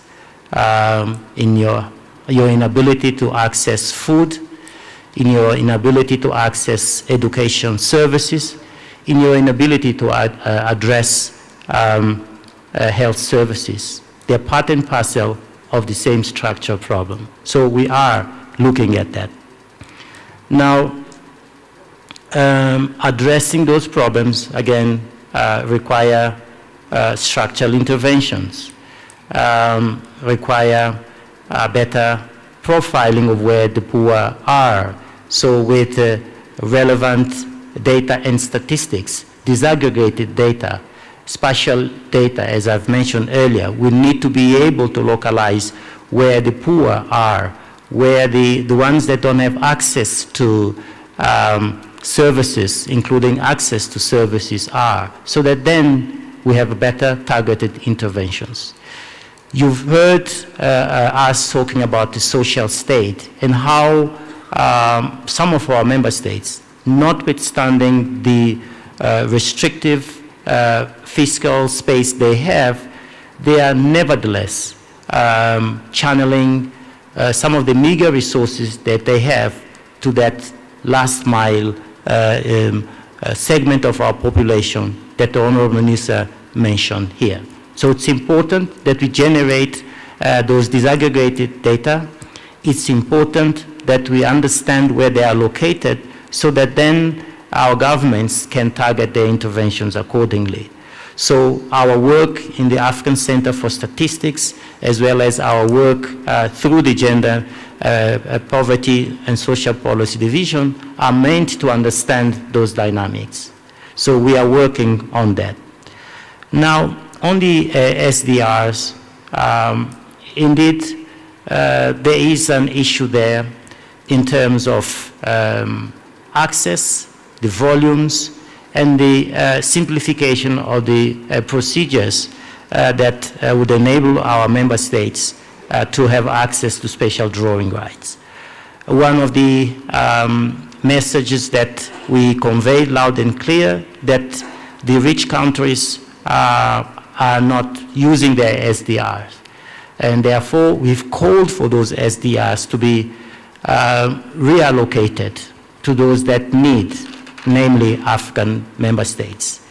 Then we've equally identified that there are bottlenecks in the offer that needed to be addressed, and that the systems need to be simplified. That's everything that we are putting forward in our efforts to reform the global financial architecture. So that's the call. There are processes, there are tools, there are instruments that we need to master better so that indeed our member states can utilize it. And it's part of the so-called conversation on blended finance. It's not a panacea, as we said several times, to have access to these SDRs. We've increasingly said that we also need to focus at home. The domestic resource mobilization is absolutely critical. We have dormant capital in all sorts of platforms, in our pension funds, in our money from the diaspora and so on, that are not being channeled for structured transformation. Most of it goes to consumption and some of it goes to real estate, which is important. But our argument is that if we create special purpose vehicles that will enable that money to go and fund structural investments like infrastructure, like the development of education and health systems, then we will be having a much larger multiplier effects. So that's where we are insisting in looking at financing as part of a much larger issue, not only, of course, looking for resources outside of the continent, but equally looking internally. Thank you. Thank you. May I see if the chair would like to add anything on this issue? Okay. We will take the last round. Sorry, because of the cameras, I can't really see. So, gentlemen here, and two, and that will be it. I thank the interpreters for being available, so we will have to close after this round. Thank you. So, first person here? Yes. Honorable Chair, ladies and gentlemen, good afternoon. This is Fakadu from NBC Ethiopia. How are you? In Ethiopia, not only Ethiopia, the whole Africans, the paradox of poverty is not ending for the last. I think you hear me.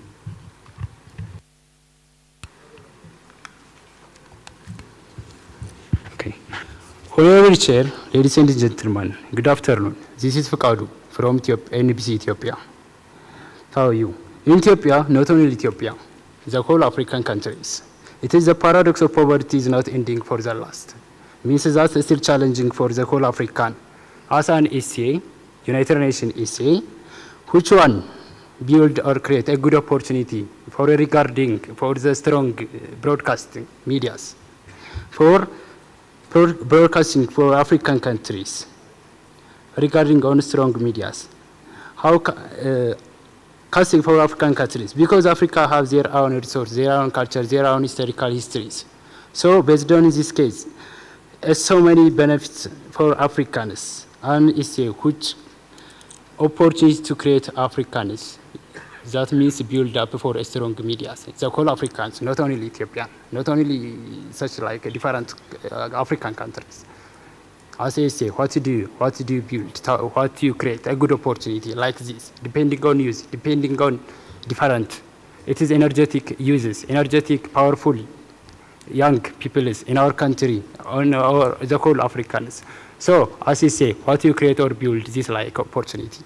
Thank you very much. Okay, if I may just, so if I understand your question correctly, you're asking what ECA is doing for the youth, for creating positive dividends in the continent. Okay, thank you. The next question was, I think, over here. Yes, go ahead. Thank you so much.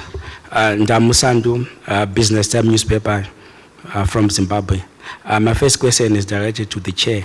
Two countries have raised their hands. They want to host COP24. Where do we go from here, and how soon do you announce the host? And then the next question is directed to the ES. You have mentioned that there's 82 billion sitting somewhere, which we can be unlocked from carbon credits. Which countries are you working with so that they get the certification? Thank you. Thank you. I think this will be the two. Chair, if you may take the first question about the chair, the hosting of the next conference. Thank you. I think the resolution on the next country to host was very clear. We deferred this to further consultations, and the Bureau will look into the matter and make an appropriate decision, which shall be announced at an appropriate date. Thank you. Thank you very much. Yes. Okay, so Ethiopia, you've talked about the paradox of poverty. Let me just say what one of our major problems in Africa is the so-called paradox of plenty. And then I'll land at your question particularly. So the paradox of plenty is indeed one of the issues that we are confronted with. And let's pick natural resources, mineral resources for that matter. DRC produces 70% of the global cobalt in the world. Its GDP is $51 billion or so. Tesla, the producer of electric vehicles, market valuation was $1.3 trillion in January 2021 or 2022.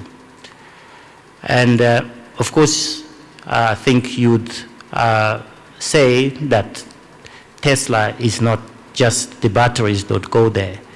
But I just wanted to pick those two cases to illustrate what the journey is in Africa, which is to go from exporting raw materials to adding value to our raw materials, so that we do not content ourselves in celebrating the fact that we have 70% of cobalt, or that we have some of the largest unexplored reserves of X, Y, and Z. So, and this is why we are working together with a couple of countries on the continent, and the African Union Commission also has their commodity strategy, which is meant to ensuring that we add value to our raw materials, to our natural resources. And with that, when you export raw materials, you are exporting jobs, and we have to create about 16, 17, or 19 million jobs a year for the youth that you've mentioned. The opportunities to do that is if we add value, if we promote resource-driven industrialization, which is one of the things that came out of the AU Summit, Extraordinary Summit on Sustainable Industrialization and Economic Diversification, which was held in November last year in Niamey, in Niger. So if we do that consistently, if we understand where do we have our comparative advantages and utilize that to promote that resource-driven industrialization, then we will hopefully then move from this paradox of plenty to much, much better and sustained growth on the continent. Now, I made reference on the need for us to change the narratives on the continent. And the media, our media, you that represent the media here, has a role to play in changing the narratives. We will provide certainly the facts, the figures, the numbers, the data, and then with your help, we'll be able to, for example, convey a message that Africa is a continent of opportunity, that there are things that we need to address, but is a continent of opportunity. And the opportunity lies on, among other things, the fact that we have the youthful population. With the rest of the world aging, it could perhaps be Africa, if we do the right investments, that we will have a credible care economy that could take care of the aging world and the rest of the world. Currently, as you know, some of our doctors and nurses are taken to other shores with a view to helping those that are aging. that could be win-win partnerships in which we train enough people for Africa as well as enough people for the rest of the world. So those are the kinds of the narratives that the media has to help us convey and magnify, so that, again, going back to the conversation on the G20, that seat is used for us to negotiate migration and to negotiate the realization of demographic dividends, and instead of what we see today. And I don't want to go deep into that. Now, the last question was on? Which countries are we working on? I think this was Zimbabwe. No. I think it was Zimbabwe who asked. Zimbabwe, I think the minister has answered. Yeah. But it was, yes, you can repeat your question. I think it was what question? Yeah, the question is to do with 82 billion which can be unlocked from carbon credits. Okay, certainly. Yeah, so that's the number we used when we organized the African Business Forum on making carbon credit work for Africa. We did say then that if we succeed to sell a ton of CO2 that is sequestrated at $120, that Africa would be able to generate $82 billion a year. To arrive there, of course, there are a couple of things, the fundamentals that we need to invest in, and during the forum we discussed that, I mean the credibility of our offer, and so on and so forth. Now, on your question, we committed that all of the countries that participated were represented through their ministers and virtually by their respective presidents, Malawi, Zimbabwe, Cape Verde, Mozambique, Seychelles, Mauritius, will be some of the countries where we would be immediately working with. We've also indicated during the same forum that we are working already with the Congo Basin Commission into developing that pipeline of carbon credit opportunities that is credible and that could therefore fetch, hopefully, much better prices. We are also looking at the Ocean Basin Commissions as part of the deployment of our operationalization of our Great Blue Initiative, to working with those countries in translating their efforts to promote nature conservation into carbon credit markets. You'll recall, I'm sure, what we said, that we are trying to combine climate action, nature conservation, the developing sustainable livelihoods as the same sort of offer. And if we do that, then the co-benefits will be much higher, and through that process, then perhaps we can get much higher prices. We are also looking at the Sahel Climate Commission to combine, in that particular case, the deployment of solar energy with opening up opportunities in the livestock and other sectors associated again with peace and security as part of the United Nations integrated strategy for the Sahel, and our effort to again generating more co-benefits. And some of the countries that we are targeting there are Niger. We were in Niger for the summit. We are in Niger for the African Regional Forum on Sustained Development, and we had conversation with the government in that direction. So there are a couple of countries. Last piece of information which I've heard today is that the African Carbon Market Initiative, ACMI, that is a platform that is sort of helping Africa to generate those credible pipeline of carbon credit opportunities, has 16 countries in their radar to start helping them developing those credible instruments. Our objective, of course, is to cover the entire continent, but this we go step by step. Thank you. Thank you. Yes, we have two just questions online, so I don't want to exclude the journalists who are online. The first one has been a written question from a journalist from Rwanda, and the question is to you, yes. How will the AFCTA Adjustment Fund, now headquartered in Rwanda, be a game changer as far as accelerated implementation of the AFCTA? That's the first one. And then I think we have Aline, who is a journalist from Benin, who would like to intervene online. So if she can take the floor. Thank you. Can now colleagues, can she take the floor, Ernest?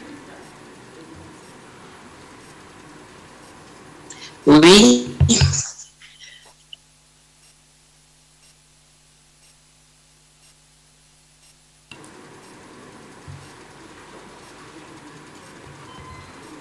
Yes, Aline, you can go ahead.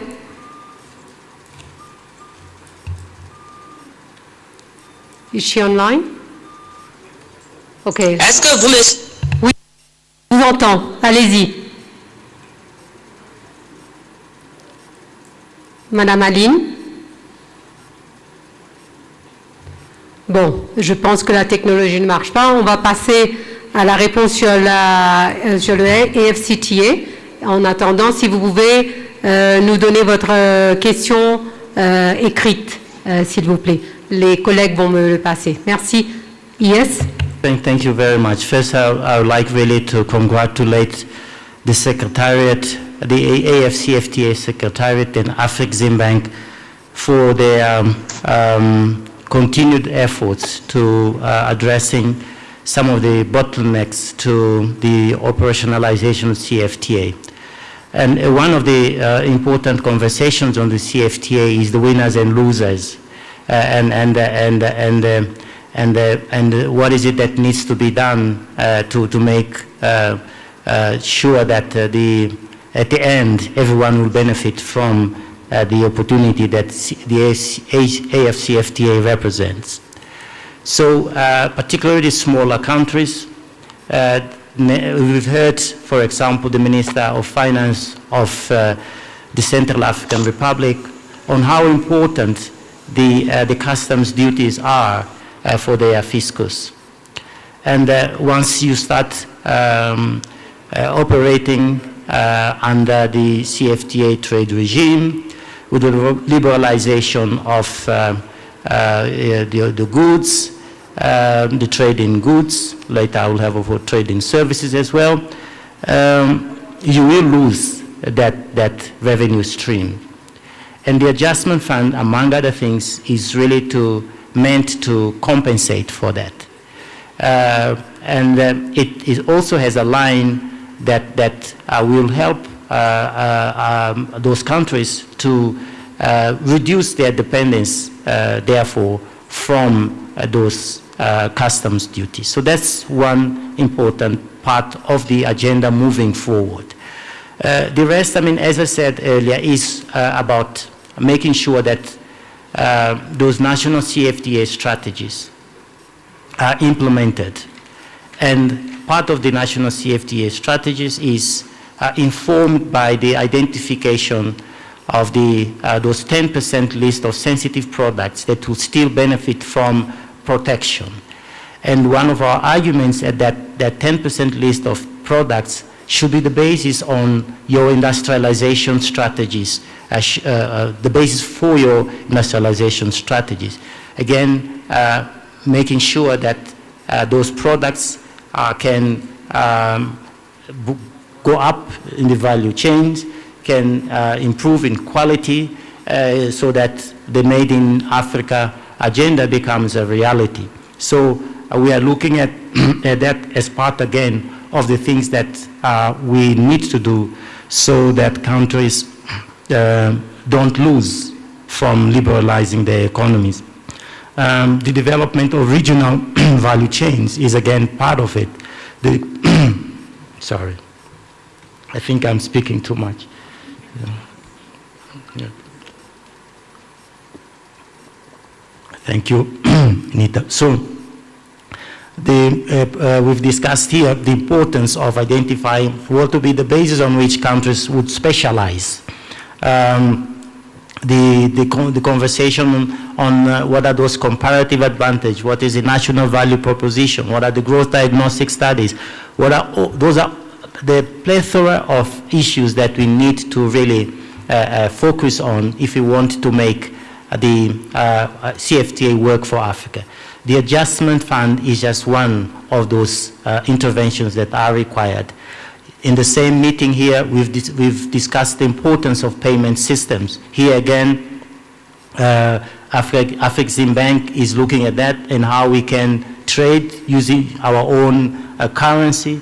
I think you've heard during the roundtable on the CFTA Treasure talking about the initiative that they're also developing with a view to, in this particular case, supporting small and medium enterprises also to trade. So to cut this long story short, we need to look at the entirety of the things that we need to do to move from A to B, to make the CFTA work. And the adjustment fund is just one of those. We've talked, for example, of the importance of deploying or undertaking more of the trade decision support modeling. The trade decision support modeling, we've done it for Cameroon, would identify where within Africa, within the CFTA, are your best export destinations. And with that, then you can align your investments in infrastructure with that opportunity. So this is what ECA and other entities, the institutional partners of the CFTA, will be doing consistently so that indeed no one loses in the process. Thank you. Thank you, yes. And the last question from Madame Aline. Elle a envoyé sa question. Donc la question est pour le secrétaire exécutif. Dans la je cite, dans la présentation de Madame Eunice Kamwendo, nous avons retenu qu'un certain nombre de mécanismes sont retenus en Afrique de l'Ouest pour soutenir l'intégration de la vision 2050 de la CEDEAO et le tourisme pour certains pays comme le Bénin, mon pays. Qu'est-ce qui est prévu concrètement? Une journaliste de Bénin. Merci. Okay, sorry, I was not at that particular time when that issue was discussed, but overall, the blue economy, if there was a reference to the blue economy, the blue economy in general is part of our priority areas of focus. When I made reference, for example, to the Great Blue Wall Initiative, and I indicated that it includes not only nature conservation, the protection of mangroves and so on, but also as part of the sustainable livelihoods pillar, the acceleration or operationalization of blue economy strategies. So we work on that just for the sake of information.